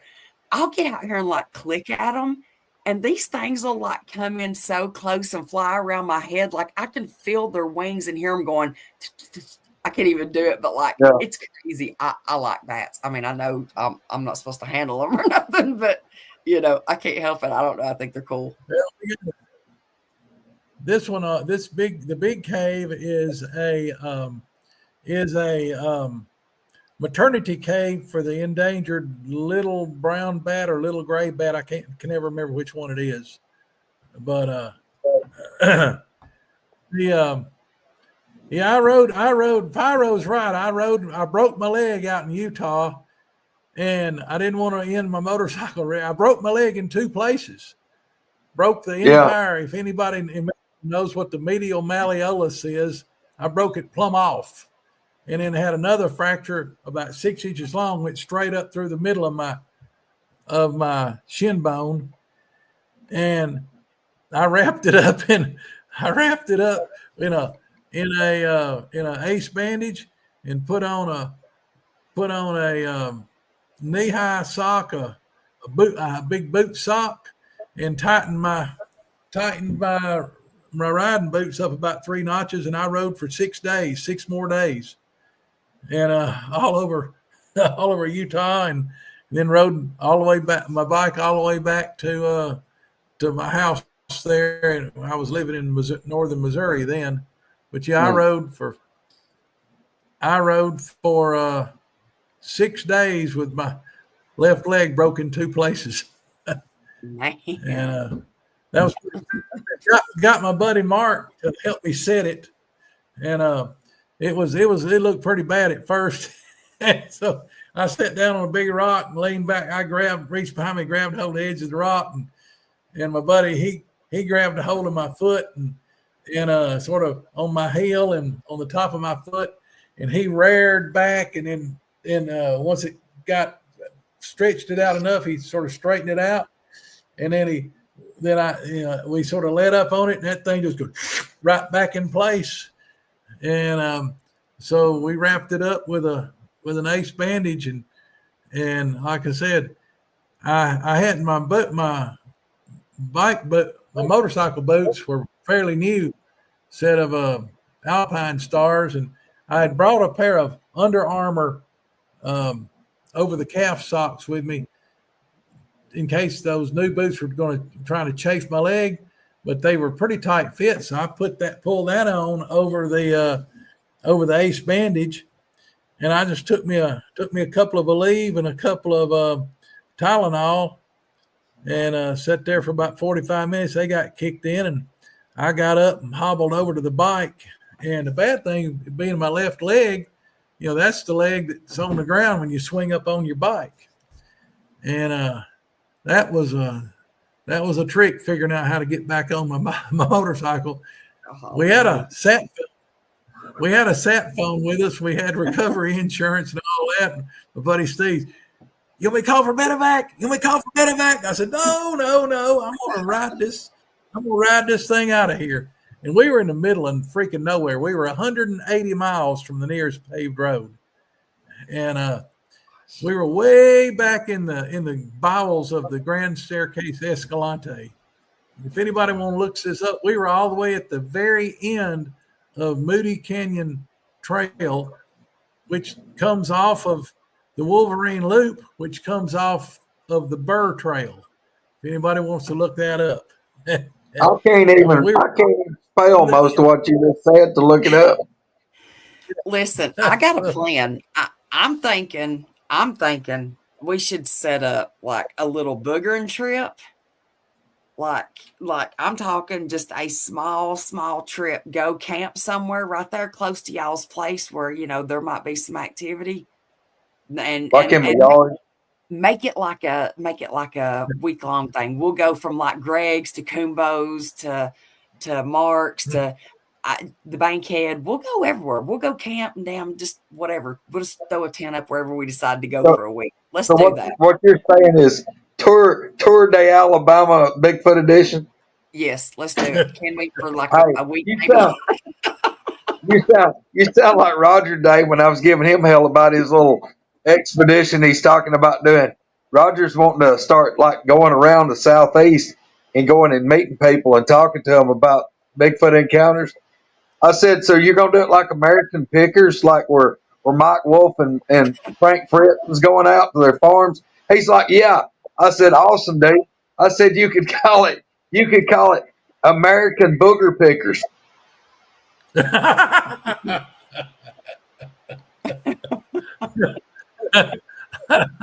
like that. That was funny. Look at them booger pickers, ain't they neat? Picking they boogers with they feet. American booger pickers. Oh. Well, guys, y'all got anything else you want to talk about right quick? We've been on here almost 2 hours. I'm going to have to get some sleep. I don't even know what time it is. 3? Quarter almost of 3. I just like to say that I appreciate everybody, love everybody. Thank y'all for being in here with us tonight. Oh, y'all, if you don't care, jump over and hit that thumbs up button for us. It helps the algorithm, and we appreciate it. It makes us feel better. At least maybe we know y'all like hanging out with us. Oh, just y'all, big love to everybody. I mean, just really, seriously. You can't tell me though, y'all, that like literally if okay, for instance, if we could talk Koonbo and Greg and maybe get Troy and maybe a couple more, and we'll go just like you said, tour Alabama for a week and go camp. If I could get you down here, we'll do it. Like, how cool would that be? I'm telling you. I'm ready. I think it's a good idea. It's going to have to be October. I want to do it, but we're going to have to do it later in the year. Yeah, it's getting the bugs and stuff are getting out there pretty bad right now. Yeah. And yeah. Those we got those, of course, our skeeters here aren't quite as bad as what you got up there, Misty. Ours can only drag off of about a half grown, heifer or something. Whereas I think yours can carry off a full grown, 2,500 pound Angus bull. I'm telling you right now, the freaking, oh my God, the mosquitoes here are horrible. That's one reason why I know my neighbors probably hate it, because I'm out here working all the time, and I'll keep a fire going and just put it out and just let it smolder for the smoke to try to help keep the bugs away, so I don't have to put on so much bug spray. They're horrible here. Yeah. Oh boy. All right. Yeah. Well, this pretty fun time. I was just gonna come home. We've been out there working all day, and I was just gonna come home and pile in the bed. But, well, look, I was too, Koonbo. I was trying to eat at like 8:30, 9 o'clock, and I was sitting there on the couch, and I just kept I was about to fall asleep. Tara was like, "Won't you go lay down?" I'm like, "No, I think we're going to try to maybe do a show, but I don't know." And by the time I finally made myself go get a bath, it was like, I just didn't know if I was going to make it. But I had to work today, and Wanda and Abby went to town and got some stuff for Mother's Day, and they brought me home a big plate of Captain Disease, and it's about gave me the heartburn. I can't hardly stand it. So, I'm sitting here with like a flame. I feel like I got a chimney up my throat right now. I'm probably going to have to here shortly, like eat half a box of baking soda or something. So, oh man, Yeah. Captain Disease, huh? That's yeah, funny. That's like Long John's liver. yes, Yeah. yes. Oh, Uh, Yeah. mm. Is tonight full I think moon?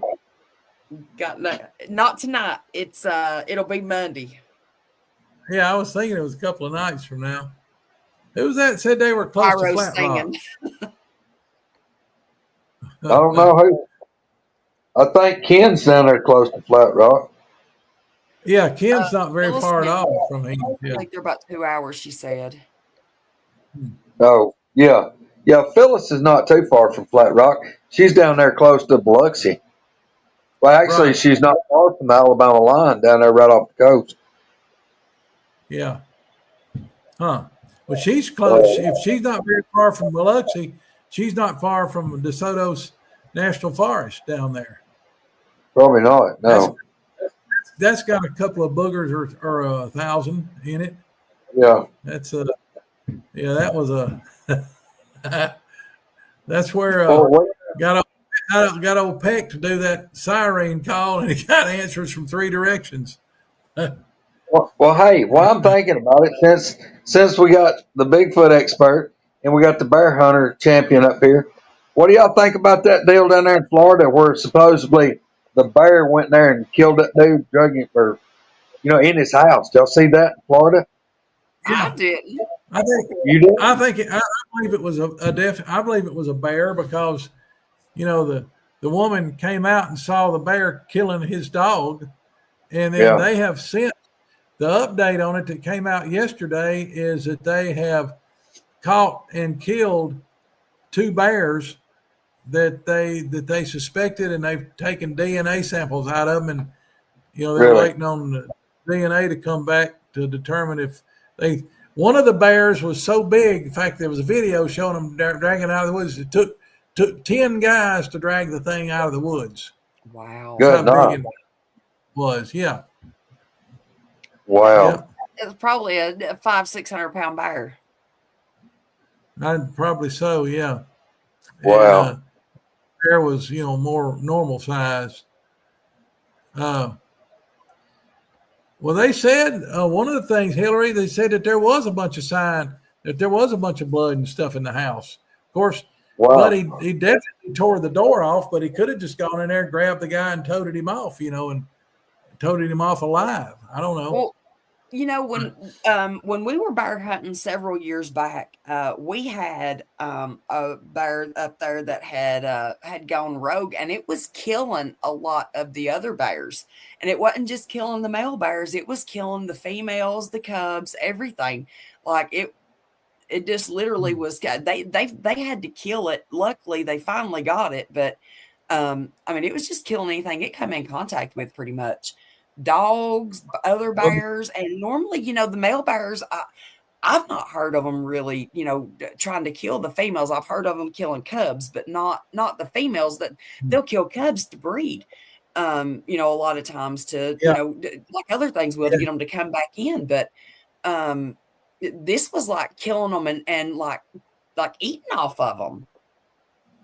Mm. So Did they I think it? Well, it's very bears possible that it could crazy. have been a person. In Do yeah, what? in 1991, I was one of the two adult leaders on a expedition of 8 Boy Scouts out to Philmont Scout Ranch in the Sangre de Cristo mountain range of the Rockies in New Mexico, and we a ridge over from us one night, and I can't remember the name of the campground we were camped in, but we were in the eastern part of the Scout Ranch, and one ridge to the I guess that would have been to the, let's see, I can't remember on the map how it was laid out. Anyway, one ridge over from us, yeah, I can tell that so maybe next time. But anyway, one ridge away from us, a black bear came in and attacked a scout in that campground, and it the guy, it just so happened that one of the adult leaders in that group was that kid's father, and he attacked the bear to get it off of his son, and the bear ended up killing him, and it was awful. We heard the whole thing. That was a horrendous thing for a bunch of 13 and 14-year-old kids to have to hear, and it was awful. The next morning, we went down to, we had all of our stuff at night. You put all your stuff up over, they got cables strung between the trees pretty high up off the ground, about 20 feet off the ground. And you throw a rope over there and you pull anything that's got a scent in it, all your food, toothpaste, camera film, anything's got any kind of scent. You put it in a bear bag and you pull it up to that cable, and then you tie it off from two places so that the bear can't pull on one rope and slide it over and get to it.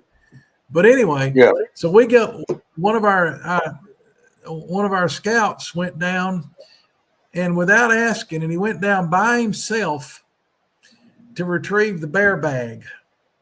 And he got it and brought it back up, and he had to go a couple of 100 yards from the camp. And he got it and brought it back up. And then we chewed him out because of what he did. He shouldn't have gone off by himself, and certainly shouldn't have gone off without an adult with him, considering that here, 12 hours before we heard, actually less than 12 hours before, we heard a person get mauled real bad and a man killed by a rogue bear, by a bear. We packed camp up. We ate breakfast and we're wanting to get out of there. We were pushing the boys. We need to get out of here. There's a rogue bear running around. All of a sudden, a bunch of rangers showed up carrying rifles, and they want to know who had been down the hill. And we said, well, this boy here. He said, you just about gotten it. They took us down. That bear followed him up the hill. His tracks were on top of that boy's tracks. Holy crap. Wow. And before we could get out of there, just as we got packed up and just as we were starting to leave, well, they spread out around our camp, and the shooting started just as we started leaving. And they killed that bear less than 100 yards from our camp. It was we were his next target. And that was in 1991. I don't remember what month. I'd have to go back and look, but that was at Philmont Scout Ranch in New Mexico when that happened. And that was pretty horrible. I've often wondered, I'm not connected to that troop anymore. That was over in Decatur, Alabama. And I've often wondered if that's had any kind of a permanent effect on those boys, because it was a horrible thing to listen to in the middle of the night. Wow. Boy getting mauled and getting killed. So River Morris, son of a gun. Ooh-wee! Oh, Lord. There is River. Man, I hope River's doing better. I've tried to get a hold of him 2 or 3 times. I'm glad to see he's in here. River, we love you, brother. Been praying about you. Yeah. Hey, River. Son of a gun. Why don't you ever come see us? Y'all don't know River's in Australia. I'd love to go over there, but everything in Australia is huge. Like their bugs are just horrible. That's scary. Why would people even live in places like that? Oh, man. I'm telling you that. Yeah, they got some spiders down there that's showing up. I got spiders down there eating birds. Yes. Yeah. I ain't them. And That's like them camel spiders. You seen them before? Like I've seen a picture of one before on that guy's military helmet or whatever. One of them big old camel spiders, and them suckers are freaking huge. Y'all just kill me now. You wouldn't even have to. I'd just fall over dead. I ain't gonna damn lie about it. I wouldn't Yeah. make it. Something like that got on me, I'd be done. Be a bad deal. Wow. None of me. Yes, Tim, I've been watching all these damn videos where these people's down there in Florida killing them big old iguanas. Man, you know how much fun that'd be to ride around through the swamp and bust iguanas? That'd be fun. Oh my God, that'd be fun. And those tegu lizards. I mean, right That's what down I'm there talking about. south. Yeah, whatever they are, they like a big iguana to me. I mean, a big ass lizard's a big ass lizard. I don't have to have separate names. But Yeah, look, I have to have a second or third job just to buy ammo if I had them damn things around. Yeah, they got things. Those Argentine black and white tegus. They've become a scourge down there, especially just right out in some of those cities south of Tampa, down around Sarasota. Some of those down there. Yeah, I was talking to I got like I said, an ex-stepson that lives down there in Tampa, and down there visiting, got talking to his folks, and they said, you go out in the parks and stuff, there ain't no squirrels left. Said those things have ate all the squirrels. And they said those son of a guns, people be sitting there trying to picnic, and those dadgum big lizards are coming up. They're coming up, trying to steal food and stuff like that, like the squirrels used to do. And, dude, I'm telling you, it would get really loud really fast when an iguana or one of them big lizards come up and try to get my peanut butter jelly. It'd be bad. It'd be on. Yeah. Those things, they're mean. They can be mean. I handled them a few times when I worked in that zoo when I was in college, and we'd put on big old heavy leather welder's gloves to handle them. And I had one get a hold of me one time through those gloves. Now he couldn't cut in, or he couldn't take they could take a finger or two off. He couldn't get he couldn't tear my fingers off, but it's like having them in a dadgum vice and somebody's cranking down on it, and it make you speak in unknown tongues. I'm telling you. Well, and they've got like bacteria and stuff too, don't they? Like alligators and stuff like that. Whenever they bite you, I mean, I'm sure the lizards probably do too. That could cause really bad infections. Yeah, you can't really see them, but some good scars here on my thumb where a golden tegu got a hold of this thumb and was trying to take it off. And the only thing I could reach is we had an aluminum tackle box there that we kept stuff in, medicines and stuff.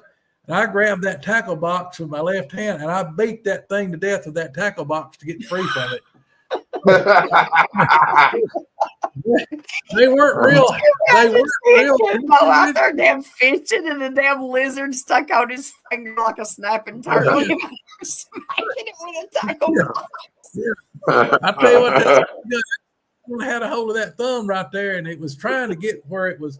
It was trying to get where it could do that. Those things will do a death roll, and they'll twist a finger right off of you. And it was trying to do that, but I had it on a stainless steel table, and so it couldn't get a good grip. But I was just barely able to. I was trying to keep that thing on that damn table, and I was reaching for that box. I finally got a hold of it, and I was. Whoom. I had to hit that son bitch about 8 or 9 times before I finally killed it. And like I said, they weren't too terribly happy with me. That was the only one that they had. I killed the hell out of it. I'd have thought if they'd said something to me, I'd said, y'all get another one. Y'all get another one that tries some stupid shit. I'll beat him to death too. Yeah.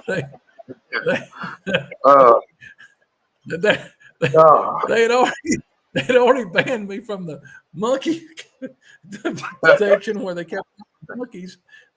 That's a whole nother story. To be continued. I didn't have a lot of those. I tell you, the ones I got along with, though, we had an old gorilla. Now, he was cool. I liked him a lot.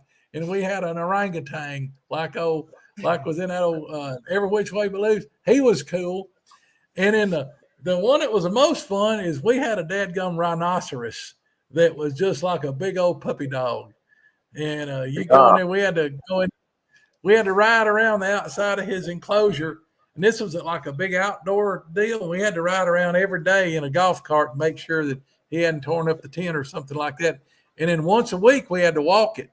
And he would follow us like a puppy dog. And also once a week, because they didn't have the oxpecker birds, we'd have to go out there, 3 of us.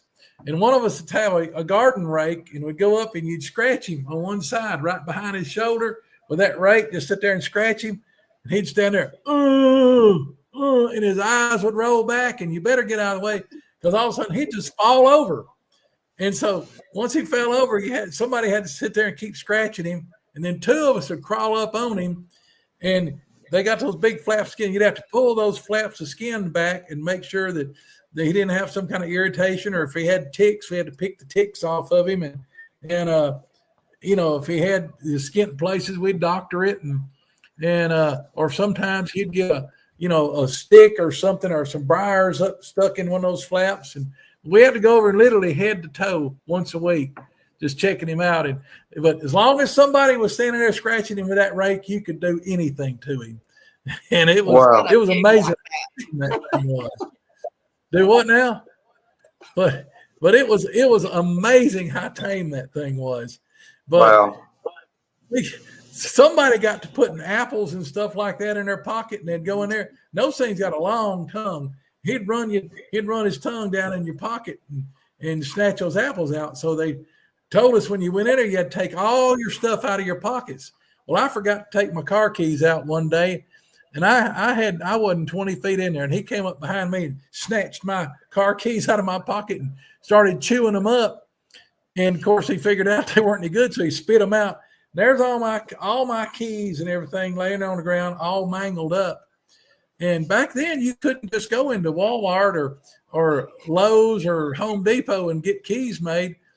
So I was a broke college student. I had to go to a dadgum locksmith, and he had to remake all my keys, and that cost me a pile of money back then. But I learned my lesson. Wow. But that was crazy. Well, Mickey, we better get off here and let everybody get some shout-outs since tomorrow's Mother's Day. Yeah. Yeah. Oh, I got to tell you first. Guess what? You know how I told you something had got a couple of my chickens and that cat's back? The cat is back, but I don't know if the cat's actually what got them or not. I think I got a mink. And I'm going to catch it, and I'm going to have a pet mink. Oh, I bet you don't. I bet you don't. They're meaner, damn it. Yeah, I bet you're going. Hey, you may catch it. Yeah, but you won't have no pet mink, I promise. Yeah. It's already coming out with dog food. Well, we've got a stoat out here that lives in an old brush pile that right out here in the side yard when we were clearing the land here that we just pushed up on. We got a stoat, which a stoat is a little weasel about that long, and that sucker it's worse than the Tasmanian devil. It'll get a hold of a chicken or a guinea or something and just rip it to shreds. That thing kills stuff 10 times bigger than what it is. And we've seen it several times. But it's called a leased weasel is the technical name of it, a leased weasel, but it also called a stoat. And he's brown on top and he's white on his belly and up under his chin and everything. Cute little old thing, but he is an absolute demon. And fortunately, my dog is smart enough to leave him alone. Do what? I said they say they're mean, but I got a squirrel trap. Oh, she's playing. This is a squirrel playing. She's like Wile E. Coyote. She's probably got a piece of paper over there where she's drawn it all out with crayon. She's got trout, weasel. Weasel. I know you did. I knew you did. She draws it out. I promise. You need to borrow my 16-pound sledgehammer. Oh, she'll have She'll have an anvil swinging in a tree, waiting to fall out on its head. It says Acme on the side. Y'all, I was I worried got to death I was going to kill my sister with a sledgehammer yesterday when we was trying to drive a sign into the ground. Y'all don't know. When me and my sister get together, like she's as bad as I am, and it just gets really squirrely. We were trying to make a sign, and God, my neighbors are over here having a yard sale, okay? And we're out in the front yard, and I'm up on a step ladder holding this, like, I don't know, hell, it's probably like 10, 12 foot tall, like 2x3, that I've like sawed off in feet. And I'm standing up on a ladder with a sledgehammer, and she's standing below me holding on to it. And Oh my God. this damn wiring this damn board out. Oh my God. Why you didn't kill I yourself? already told her ahead of time. I'm like, this used to be a rock pile. I smoothed it out. We're going to see what happens. It about got crazy. I think the neighbors were over there, damn, just loving every minute of it over here. We were laughing. I was kicking the damn, my ladders broke too, by the way, that I was standing on. Oh my God. It was sketchy. And needless to say, we kind of got it drove in the ground, but Oh my God. Uh. I'm telling you, y'all just don't Hey, even Greg. know this that I get myself into. Yeah. I got to tell you this. I stopped by going down the road and I see a sign, yard sale, and it said guns and ammo. So, I pulled in there, dude. I bought a full case of Federal Fusion 270 ammo with 150 grain, that bonded bullet in it. Yeah. Yeah. Guess how much? I don't know, but I'm guessing you ought to be ashamed of yourself, probably. I am, sort of. But I offered them more, to $20. That stuff sells like for $30 or $40 a box, and it was 10 Good boxes Lord. of it. All I can say, You it need, sounds like some woman's probably in the middle of a divorce and she's liquidating his assets. I sort of think that's what was happening. Yeah, man. Yeah.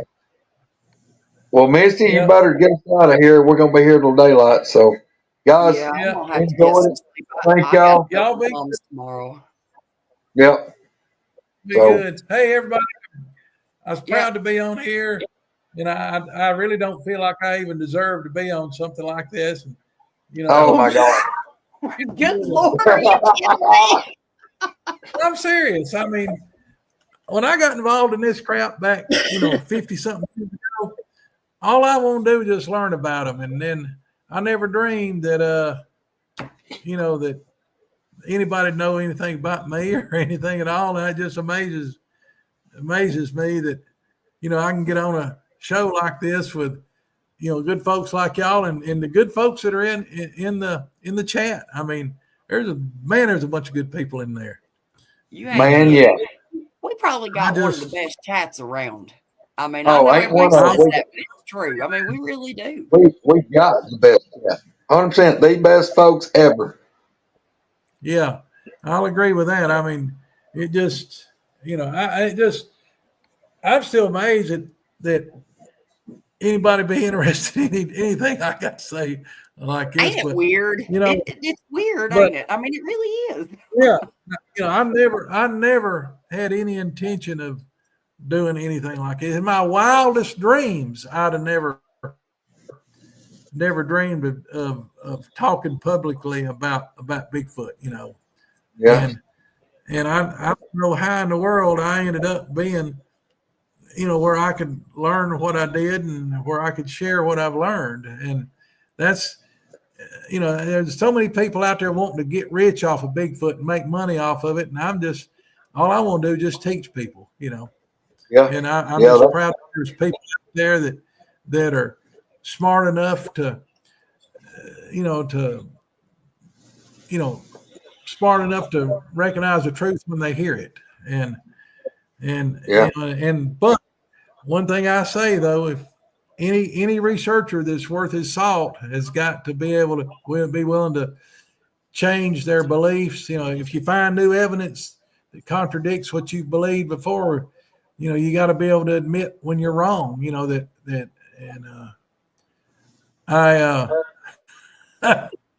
River, thanks, River. But I've had I've learned a tremendous amount myself, and doing this over the years, and I've had some wonderful people that has helped me, and I wish that I had more opportunity to to teach more people, but Yeah. Well, dude, I'm telling you, I mean, like Misty said, I mean, like our group, and I mean, y'all, I call us a tribe, family, whatever you'll name it. It's like, man, Yeah. we may not have the 10,000 subscribers that a lot of these folks has got and more. Right. Matter of fact, we're down to less than 50 people, I guess, or around 50 people having our 3,000 mark. So we're getting close, y'all. Got any friends that don't know about us? Please share us with them. Tell them to check us out and to hit the subscribe button. It's free. It don't cost them nothing, but it helps us in the algorithm. I And if promise you you, we guys, ain't making. yeah, and if you are Yeah. subscribed already, double check and make sure that you still are, because for some reason, a lot of people's been getting unsubscribed. Their notifications are getting turned off. Yeah. I know I've had it happen to me on several channels. Chris Yeah. Reinhardt, I've been unsubscribed from his channel. I don't know how many times. Yeah. I which one it was. I found one last night that I had been subscribed to for years. I locked up again, and I had to go back and You're doing it, resubscribe. so you go ahead. At least it ain't my middle finger. That's right. Well, you see my other well, looks like I got an Easter bunny looking over my left shoulder. One of my granddaughter's toys there.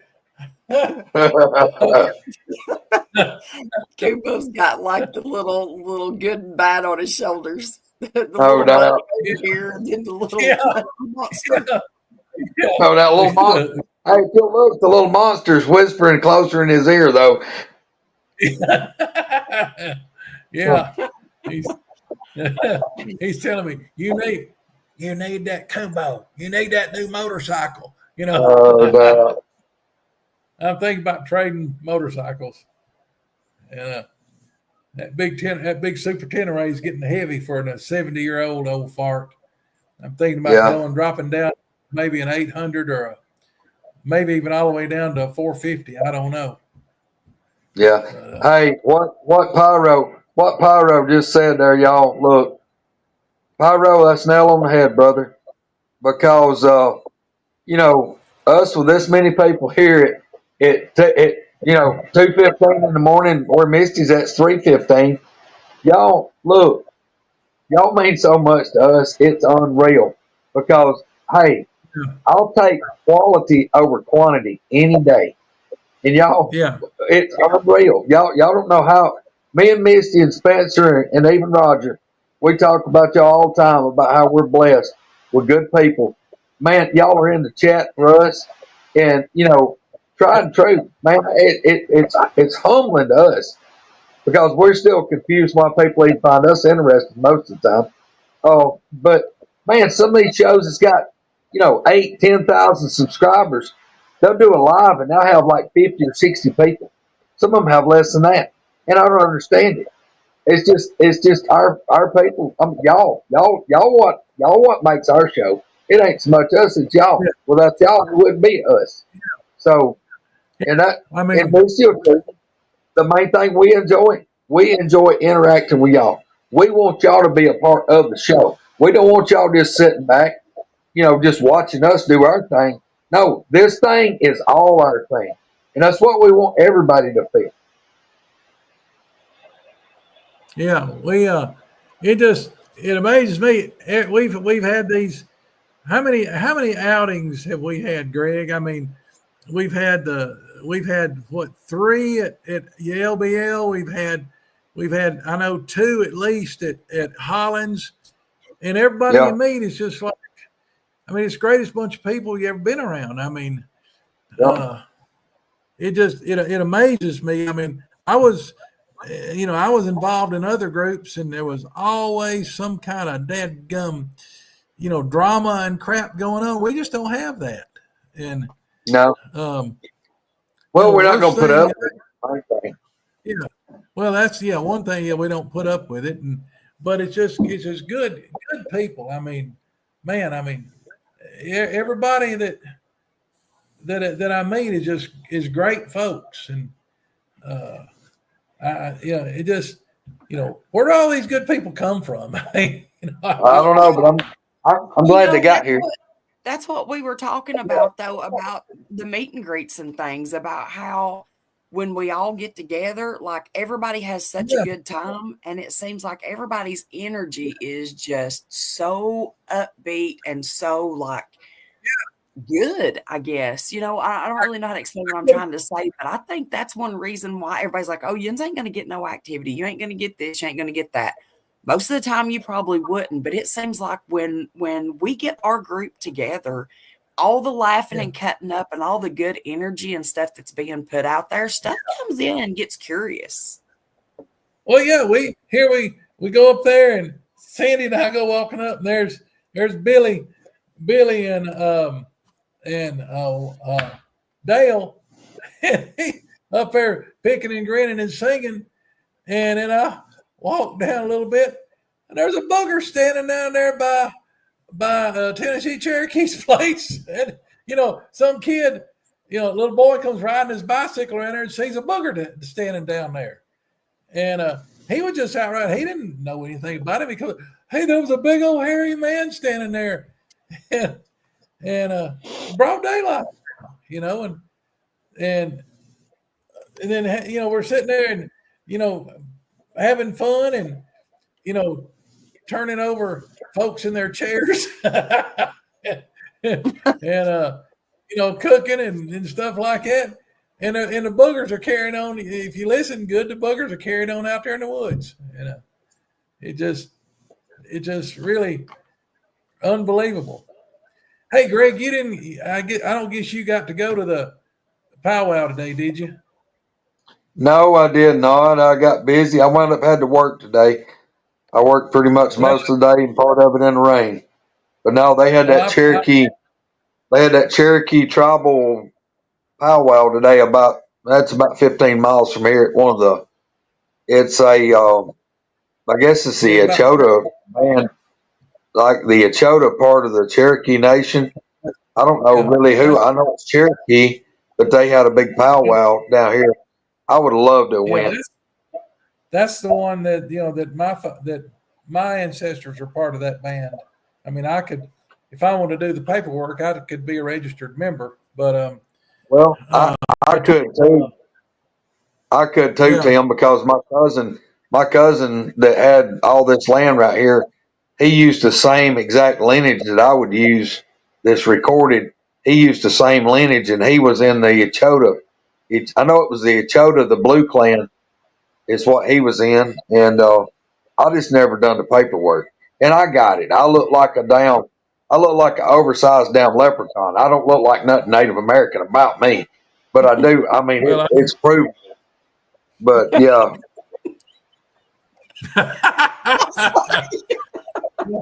You idiot.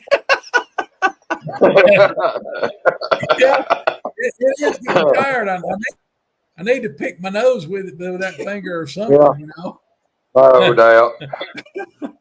That's. Ken,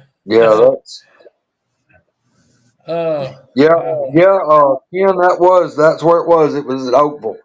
And Ken, matter of fact, straight through the woods right here, it's probably not but about 18 miles from my place, nearly due north to Oakville.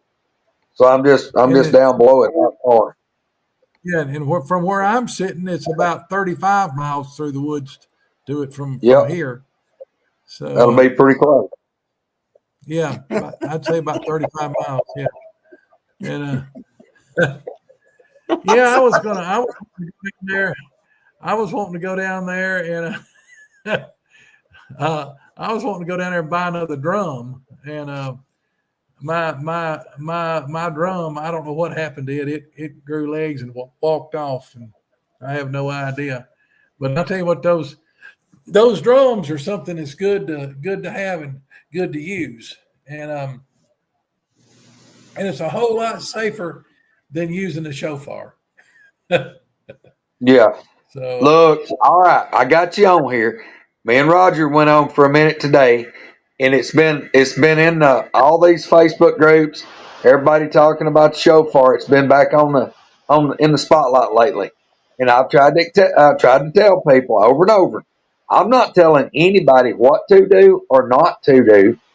I just try to caution them of I don't think it's a great idea because you don't understand what may or may not could happen.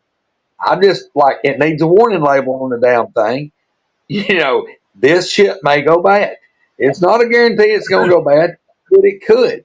So please, would you, Koonbo Baker, at least caution these people a little bit, please? well, the whole deal. The reason I started 15 years ago studying the shofar, and literally me and another guy were the very first ones in the world to start studying these things, because we were trying to come up with a way of proving if Bigfoot were connected to the Nephilim, and we found a bunch of biblical scripture that said that and I'm not going to go into all the details, but basically that the Nephilim were compelled to come to the shofar, and because to them it's the voice of God, and it actually that you could use this shofar to summons them, and they were compelled to come. So anyway, and then it took me, once we had that figured out, it took me over a year and a half to learn how to blow the thing after I had one of them. And I finally figured it out. That thing can make a whole plethora of notes, and you can play tunes on it if you're good enough. But there's only 2 notes that the thing makes that are used to summons the Nephilim. And I also found out that it summons Bigfoot. Well, we found out that yes, if you blow those 2 notes, if there's any Bigfoot that hears it, and we've called them from 2 miles away and better, that they will come, absolutely positively. And we had proven it multiple times around the country, in Oklahoma, Missouri, Iowa, Alabama, Tennessee, Kentucky, other states I can't even think of. We'd proven it time and time again that we could get them to come, and that if they heard it, they would come in hard, fast, and loud, and they would come in until they could lay eyes on us, and they would just stop and watch us. And they were waiting on something. It was very obvious that they were waiting on something. And of course, we didn't know what it was. And then one night, me and Greg and Greg's buddy Alan and our buddy Jimmy Osborne, we were out in the Wheeler National Wildlife Refuge, and we had it go bad on us. Very bad. And we had one go very bad. And that dude was coming in, whatever, he was coming in to kill something or somebody or some things. Wasn't any doubt about it. And we, just about the time that we were making the decision that we needed to open up a super extra large, super fast acting can of Gone and get the hell out of Dodge, here comes some guy driving into this area where we were.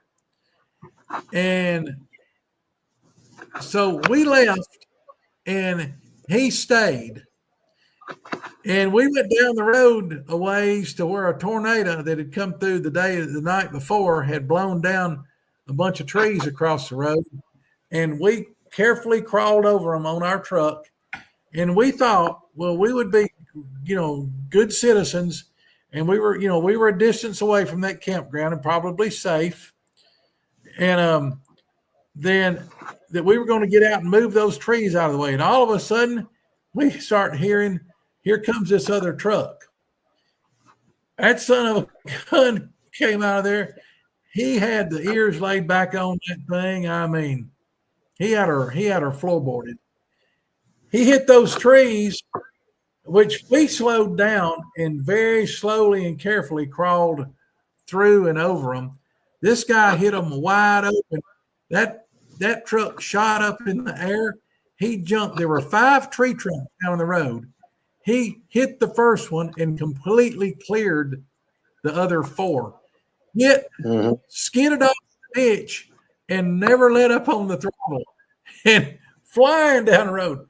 Well, we got tickled because we figured he must have been sitting there when that extremely PO'd booger came blowing out into that old campground. So I realized then that all of them that were going to come were not going to be friendly like they had been up to that point. Went back and got to studying the scriptures more and found some scriptures where it said that the angel that is going to summons that one of the archangels, I think Michael, was going to summons the wild creatures, and it listed them, and Bigfoot falls into that category, and it said it was going to summons them and then direct them to help kill off 1/4 of the population of the earth. Now, applying logic to that, we realized that the Archangel Michael, who is good and who takes orders only from Heavenly Father or our Lord Jesus Christ himself, he's not going to call in a bunch of evil animals, evil creatures, and turn them loose to start killing good people. He's going to be calling in creatures to do Heavenly Father's work. And so I suddenly realized that, yes, the shofar probably does call in Nephilim, but it also can call in, or the notes that I was blowing primarily called in Bigfoot. That what I did is I didn't prove that the Bigfoot were Nephilim. What I proved was that the shofar could call Nephilim and Bigfoot. And because I would expect the Nephilim to come in like that last one did, whereas, Bigfoot to come in like all the rest of them did. I don't know if that's making sense or not, but what I'm saying is that the Nephilim the shofar can call Nephilim, and the shofar can call Bigfoot. It can call in different kinds of animals used in different ways. So what Monkey Winch is saying, that yes, when we called them out there in Oklahoma, it was very obvious that they came in until they could see us, and they stopped, and they were waiting for further direction. Mm-hmm. And obviously, we don't know what that further direction is. And I realized, and we all realized, that we were messing around and doing things that's supposed to be reserved for the angels to do, the archangels to do. Therefore, we don't need to be doing it. So that's why I put up the shofar and I don't use it anymore. That's what somebody. If you're out there in the woods blowing a shofar, you don't know what notes you're blowing. You don't know what you're doing, and you may end up causing yourself a whole lot of problem, up to and including getting yourself and others killed. Somebody posted today that there was a shofar in like the like one of the Facebook ads or something today. It was in like Marketplace, and it was in, of all places, Tim, Jasper, Alabama, 35 miles from me. They said, "Man, you ought to go get it." And I'm like, "Hell no! The only damn shofar horn that I want." I said, "I've been telling Koonbo that I want his when something happens to him. And I want it in his will that I get the shofar. And the only reason I want it is because I'm gonna take big old ass leg screws and screw it to that wall right there, where that damn thing never get blowed again." Yeah. Uh-uh. Yeah. I don't care nothing about hearing the shofar blow. Nope. Nope. I tell you what, it's pretty humbling when you blow that thing and you blow these two notes, and I mean you haven't blown them but a total of maybe 3 seconds, and you have 25 or 30 Bigfoot show up, and they're just standing there looking at you like, okay, we're here, and they're out of distance. I'll tell you, I don't care. I'd shit myself and I'd claim it because I'd be I'd be terrified. I ain't That's gonna lie. fine. I did that. I'm claiming Well, I earned that.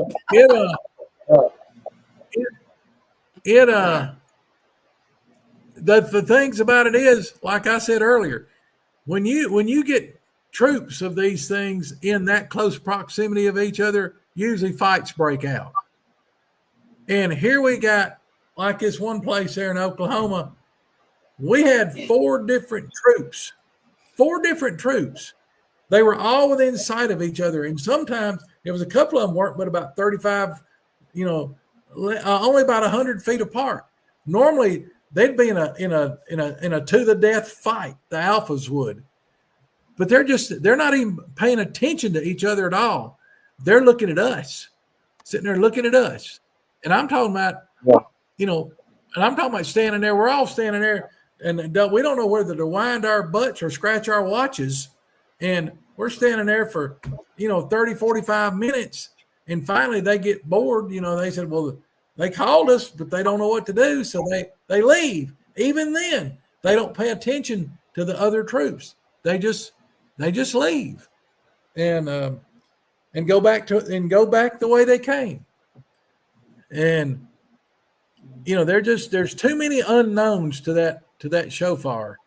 And there's, you're doing more than playing with fire. You're playing Russian roulette with a 44 Magnum. Yeah. That's what I tell people. I'm not going to tell them what to do. That ain't none of my business what they do. I'm just telling you, I don't want no part of it. I can put that on my bucket list. Been there, done that. Check it off the list. Greg ain't going to want to do it no more. Right. And that's me. I accomplished what I had wanted to do. I was wanting to study that shofar, see what it could do. I know what it can do, and I realize it does stuff that us mortals don't need to be doing. We're getting in the angels. We're getting into the angels' business, and we don't need to be in there.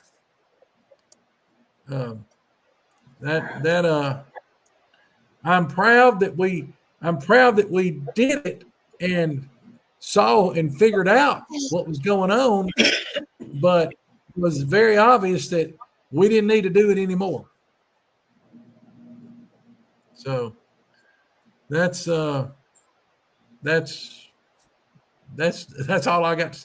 As Forrest Gump would say, that's all I got to say about that. There you go.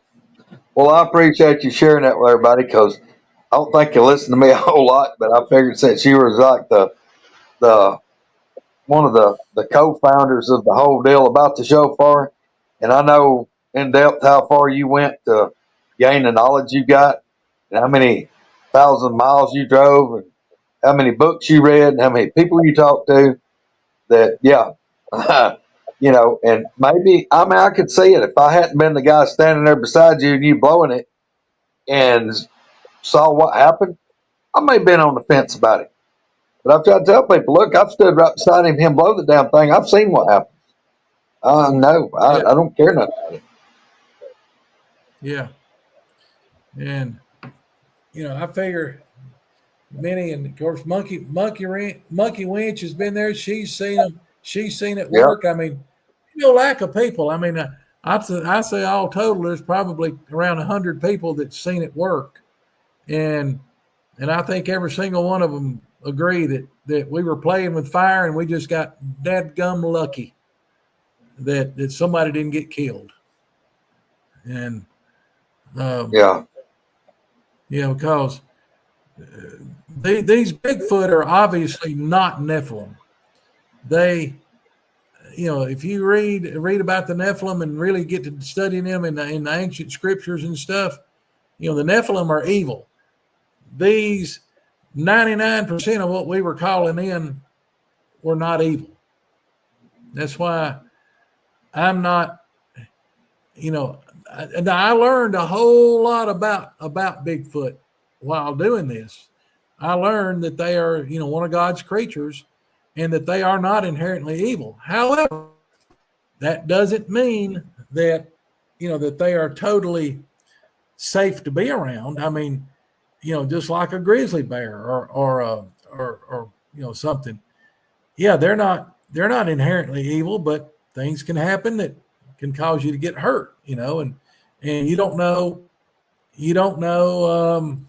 what's happened to each one of them. You don't know if he's had a good day or a bad day, stuff like that. There's too many unknowns dealing with these things. But Yeah. like I said, they are not inherently evil. If they were inherently evil, Greg and I and Misty, the three of us would have been gone decades ago. We'd be in a pile of petrified booger poop out in the woods somewhere. Oh yeah. Yeah. I mean, look, people that if you ain't never seen one, I mean, what I've seen, it wouldn't have to reach through that window. It'd shove its arm through this wall. It wouldn't have no problem.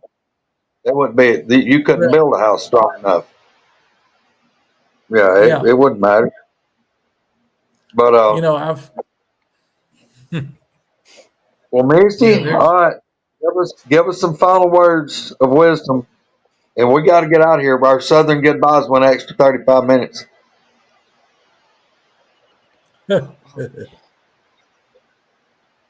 Answer Ken's question right quick.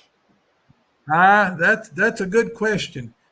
I know this, that I have evidence that dogs that are dogs and pets and stuff like that can be with us on the other side in heaven. So I believe that and Bigfoot are a lot closer to us humans than are dogs and pets. So, and if they do God's bidding, I think yes, that they will, that there will be a place for them on the other side of the veil, because they're one of God's creations and they do God's bidding. So I believe we'll see them. Yeah. And I think that there's a chance that they may already have the capability to go back and forth through the veil. I don't know that for sure. I have no hard evidence of it, and I may be talking totally out my butt, but that's just sort of a feeling that I have about them. I Because think they so too. got I so think many. they can change their vibration and their energy, and they can shift like do like paradigm shifts and go from like one place to another, and where we used to. Some people still can, but most of it's stuff that we can't even do anymore, that we forgot, or our bodies are so junked up that we just ain't able to. But yeah, I agree 100%. Yeah. Yeah. I'm not, there's some of the woo and stuff like that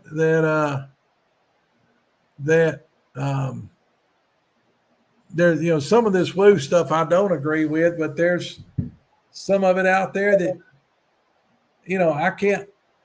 I can't deny it, and I got no way of proving that it's wrong, or there's, of course, heavenly, the spirit, the scriptures tell us that in our mortal state, that there are things that we'll never be able to understand. There's knowledge that we will never gain. But, once we cross over to the other side of the veil, that suddenly everything will be explained, and that our minds will be opened, and we'll know all. But, not I right think there's a now. lot of. I feel like there's a lot of things here that the Lord's got working that we don't see. We can't see. I mean, I think there's. Well, look. I mean, it's obvious that there's a war being fought every day around everybody. It's invisible to us. I mean, it just is. I mean, that's the way I feel about it. It's just like there's a war been raging for several thousand years, and we just can't see it. We're oblivious to it. It's just behind that veil, and could things slip across the side where we can see it? Sure, I think so. And could they be part of it? I don't know. But at this point in my life, I mean, just for me, and this is just a whole overgrown redneck talking out of the top of my head, but I think that it makes me feel like some of us that have seen these things, especially multiple times, had a lot of encounters. I mean, are some of us just supposed to see this stuff, or something about us that we see this stuff? Is it not everybody's? Apparently, not everybody's meant to know about boogers, because look at all the mystery and all the secrecy and all the way it's all being hidden. I mean, that doesn't even make any kind of sense for anything. I mean, Man boom, he's down. gone. Man, his arm finally gave out. Look at it. He couldn't take it no more. He couldn't get it. His arm Oh, done man. fell asleep. Listen, But y'all, I think we're gonna have to go at, because that's what I don't get. Why, if they seem to be so interested in some of us, like me, for instance. I mean, they're not all the time. I'm not saying every time I go somewhere, they're always damn interested in me or whatever. It's not like that. Just certain times it seems like, or like certain places, like at Greg's. Why can't I see them? Like, why will they not show themselves? I want to see it. hey, look, It is. 100%. That look, I wish people could have seen. Like, I feel like a biggest fool because, well, not because that I don't try to record nothing here. I do that for a specific reason. But if I'd had some of the times that Misty's been here, like that one time she pulled up out here, she didn't even get out of her Jeep good. Them things was having a fit. I'm talking about less than 100 yards right here. It sounded like there was 7 or 8 of them. And it was like we were at the primate exhibit at the biggest zoo you could think of. The whole woods was a roar. Them damn things going crazy. I've never heard them do that right here. Now, I've had them sound similar. But that day she pulled up, she got out of the damn Jeep, and it wasn't just a few minutes. It was wild right here. And Well, whenever you and Spencer went to the store and it was me and Mark, I told Mark when he went to get up, because I mean, I knew exactly what was going to happen. Every time I'm out there by myself, stuff happens. And I knew that something was going to happen. And so if they're that interested that they want to try to get my attention, it's like they all, every place I go, they'll come up just close enough to where I can see eye shine, or I can see movement, or I can see this, I can see that. But it's like they will not just step out and just show me. Koonbo, where are you at? I went, look, when he comes back, I want him to do like that thinker. I want him to sit with his hand like this, like he's thinking.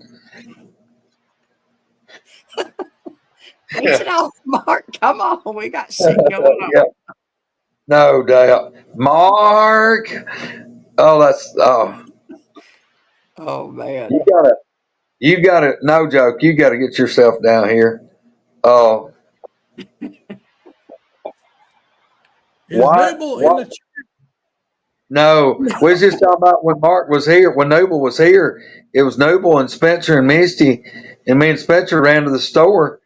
And while we were gone, hell, they about toted Misty off the porch, but they won't. They're doing her like they did me for a long time. They won't step out where she can get a good sight of them. And y'all, I went 9 years putting up with this bullshit before I ever got to see one. And I was having encounters a lot. I'm talking about dozens and dozens every year. I'm talking about encounters that people would have killed I had. And I was still trying to figure out what was going on. Hell, I knew what it was, but I couldn't see one. So I still had that doubt. And it's crazy. But by God, when I finally seen that first one, it's like, that shit's done. There they are. That's what I'm dealing with. Yep. Yeah, me too. I've got to go to my mom, so we are going to have to go. I don't even know what time it is. My phone's somewhere.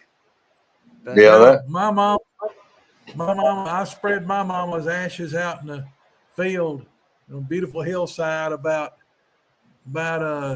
300 yards straight east of here. Out there, that's where the wheat field out there, Greg. yeah. Her ashes spread out on that hillside in between the booger tree and then where Spencer got that video. Okay. And that's where mom and dad are. I spread their ashes out there. That's what they wanted. And they call it, Mama used to call that Moonrise Meadow. It's a beautiful place. Beautiful for sure. place. Yeah. I think everybody enjoyed the pictures that I posted of your farm on Facebook. Man, look, those pictures do not do it justice, y'all. And look, it may make you want to run out through that damn wheat field, look like you're a damn Roman soldier or something. My God, look like you ought to be like a gladiator, wading out through there. Oh golly, y'all! Apparently every damn seed that went in the ground came up. That stuff is like carpet. Yeah, it is beautiful. It is beautiful. I feel so incredibly blessed to get to live here. That's still in our family, and that I'm able to live here now. And that's why I didn't care about building a big fancy house. I just wanted to be here. And Yeah. And it's like sort of living a dream. I grew up out here, and my sister and I used to have to pick cotton in these fields out here before school. And then we get out of school and come home, we'd pick cotton till either dark or Mama called us into supper. And man, out here, working on the fences and, plowing the fields and just all the stuff that we used to have to do. We got a lot of our blood, sweat, and tears invested in this place. And but I didn't know when I moved off of this place back in 1980, I didn't know if I'd ever be back. And here I am, 50 years later. I don't know 50 years, but it's 45 years later anyway. I'm back. It sure is a pretty place. Yeah, thank you. Yeah, we love it. Koonbo, thank you for coming on with us tonight. Well, this morning, not tonight, I guess. I appreciate the invite. That's one thing that's changed a lot is that these boogers here, they don't throw rocks near like what the old ones did. We sat out there. How long were we out there the night, Greg? I guess we were out there about 3 hours. I was out there a pretty good long time. Yeah, not a single rock landed around us, not even an acorn. Well, the only call that I heard off in the distance was a pretty long way. But 100% that was a booger call. It sounds just like one of the calls that you did, and you did the call, and it was 10, 15 minutes. There was some coyotes way off, and I heard that one yell, and that was it. The rest of it, that right there. That may explain why we didn't have any activity going on around us, because that call came from over there in the heart of the Spout Springs troops territory, and I think that troop took over, expanded their territory into our farm after they run off the other troop that was here, and so that's why I think nothing happened, was because they were back in their normal home territory. But they answered us. They answered my call. So, but that's exactly where the call came from, though, was right in the heart of their territory, their original territory. So that's what I think is going. Maybe eventually, maybe there'll be a splinter off of that that troop that'll take up residence. Maybe one of the younger male, rather than competing with his dad or whatever, that he'll come over and set up shop on the farm. But this is the first time that, our activity level right now is the lowest that it's been ever that I know of. But but still activity. I have a theory about that. I think it's because of all the crazy ass weather that's going on. Like, since we've been having all the weird ass flood that happened here and the fires and this and that, the activity around here has been just really weird. Nothing's been like it normally is. Yeah. That troop over there, the Spout Springs troop, the stuff I've heard about it from people that live over there around it, that see it, that troop was never as big as the one that was here on our farm. And so now I think they got more territory than they, way more territory than what they need. And so I don't know, they may have just come over and spent some time here, just sort of look things over, and now they're gone. Or they may, I know a place I live down in Mississippi, the boogers had come through. They'd about every 10 days to 2 weeks, they'd come through and they'd be there in the area for a couple of days and then, be moving on. That may be what happens here. I don't know. But like I said, but I know that tonight, they weren't here the other night when you were here, but they were sure here tonight. I saw the alpha for only the second time, and he was standing out there, and he's a big old boy. He's not as big as the one that was here up until about 5 years ago. He's not. He's as tall, but he's not as buff and big and heavy built. Of course, he may not be fully mature. I don't know, but I'll eventually know. Like I said, tomorrow I'm going to go back over there. We're going to have a little talk about dogs. And do you guys that have them around you, don't even begin to think that they don't know what you're saying. They know exactly what you're saying, and they can when they want to, they can talk to you in language that you can understand a good bit of it. That's real surprising. I remember growing up, the son of guns, my dad and my grandfather out there trying to call in the cattle, call in the hogs, and they would and the son of guns would be back over there imitating my dad and my grandfather over in the woods. They couldn't fool the hogs. The hogs are too smart. They'd glance over that way, but they'd just come on in. The cattle, everyone, so ever so often, they'd fool they'd fool one, and then 25 or 30 would follow. And, my dad or my grandfather get quite aggravated, have to jump the truck and go tearing off over there and try to head them off, blowing the horn and everything. But anyway. Well, all right, guys. Once again, we got to go. Everybody's got plans tomorrow. That was so weird. That looked like something knocking. It was like a real fast, like. May have been. Shit, I don't know what it was. It was weird. Yeah. All right.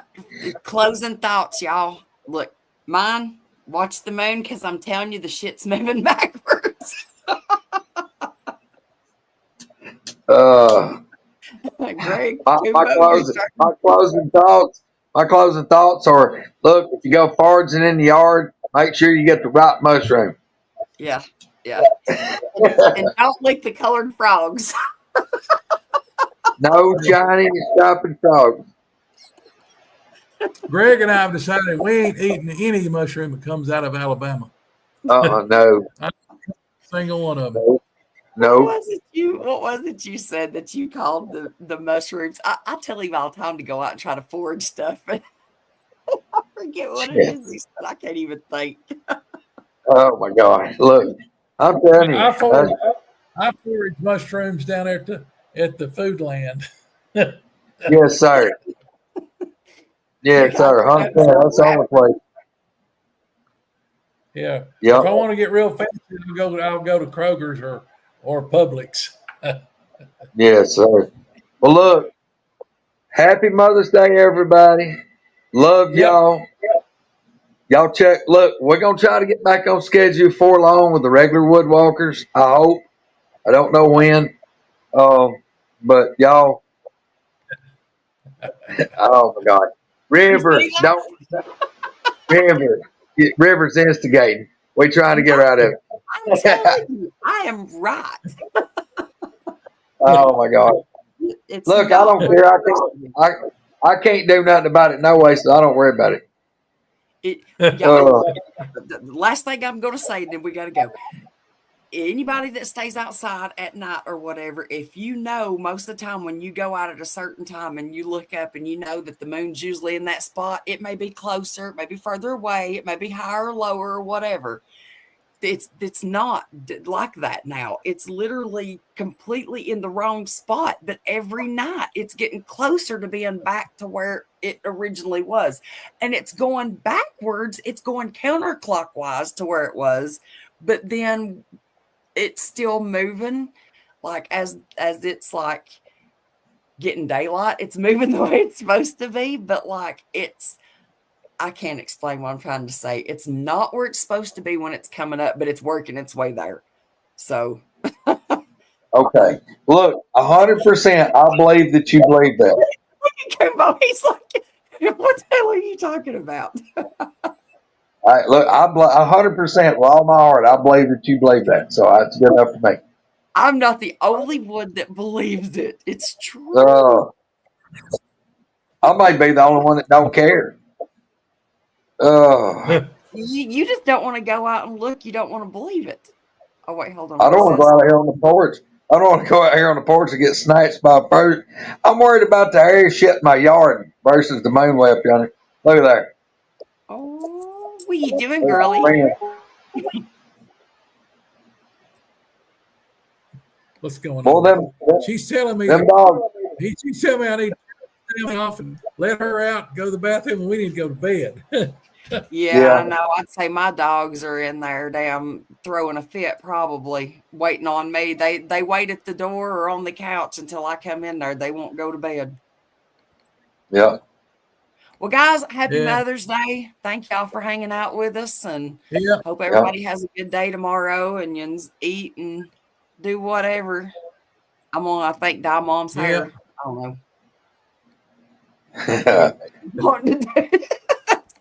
I don't really have no plans. She just said that that's what Caitlin said that that's what she's wanting to do. So I guess that's what we're doing. There we go. I think I'll go down to Greg's. I'll dye his beard purple or something. Put a stripe in it. Like braid it. I'll get me and Abby will dye Greg's hair purple. I dye his beard purple. The girl at the barbershop last time I went and got it lined up, she forked it right here, pulled half over here, half over there, and she come down with two long braids. And wanted me to keep it. She said, "You look just like a Viking." I took a picture of it, sent it to Abby. Her reply was, "Daddy, you look like a Viking."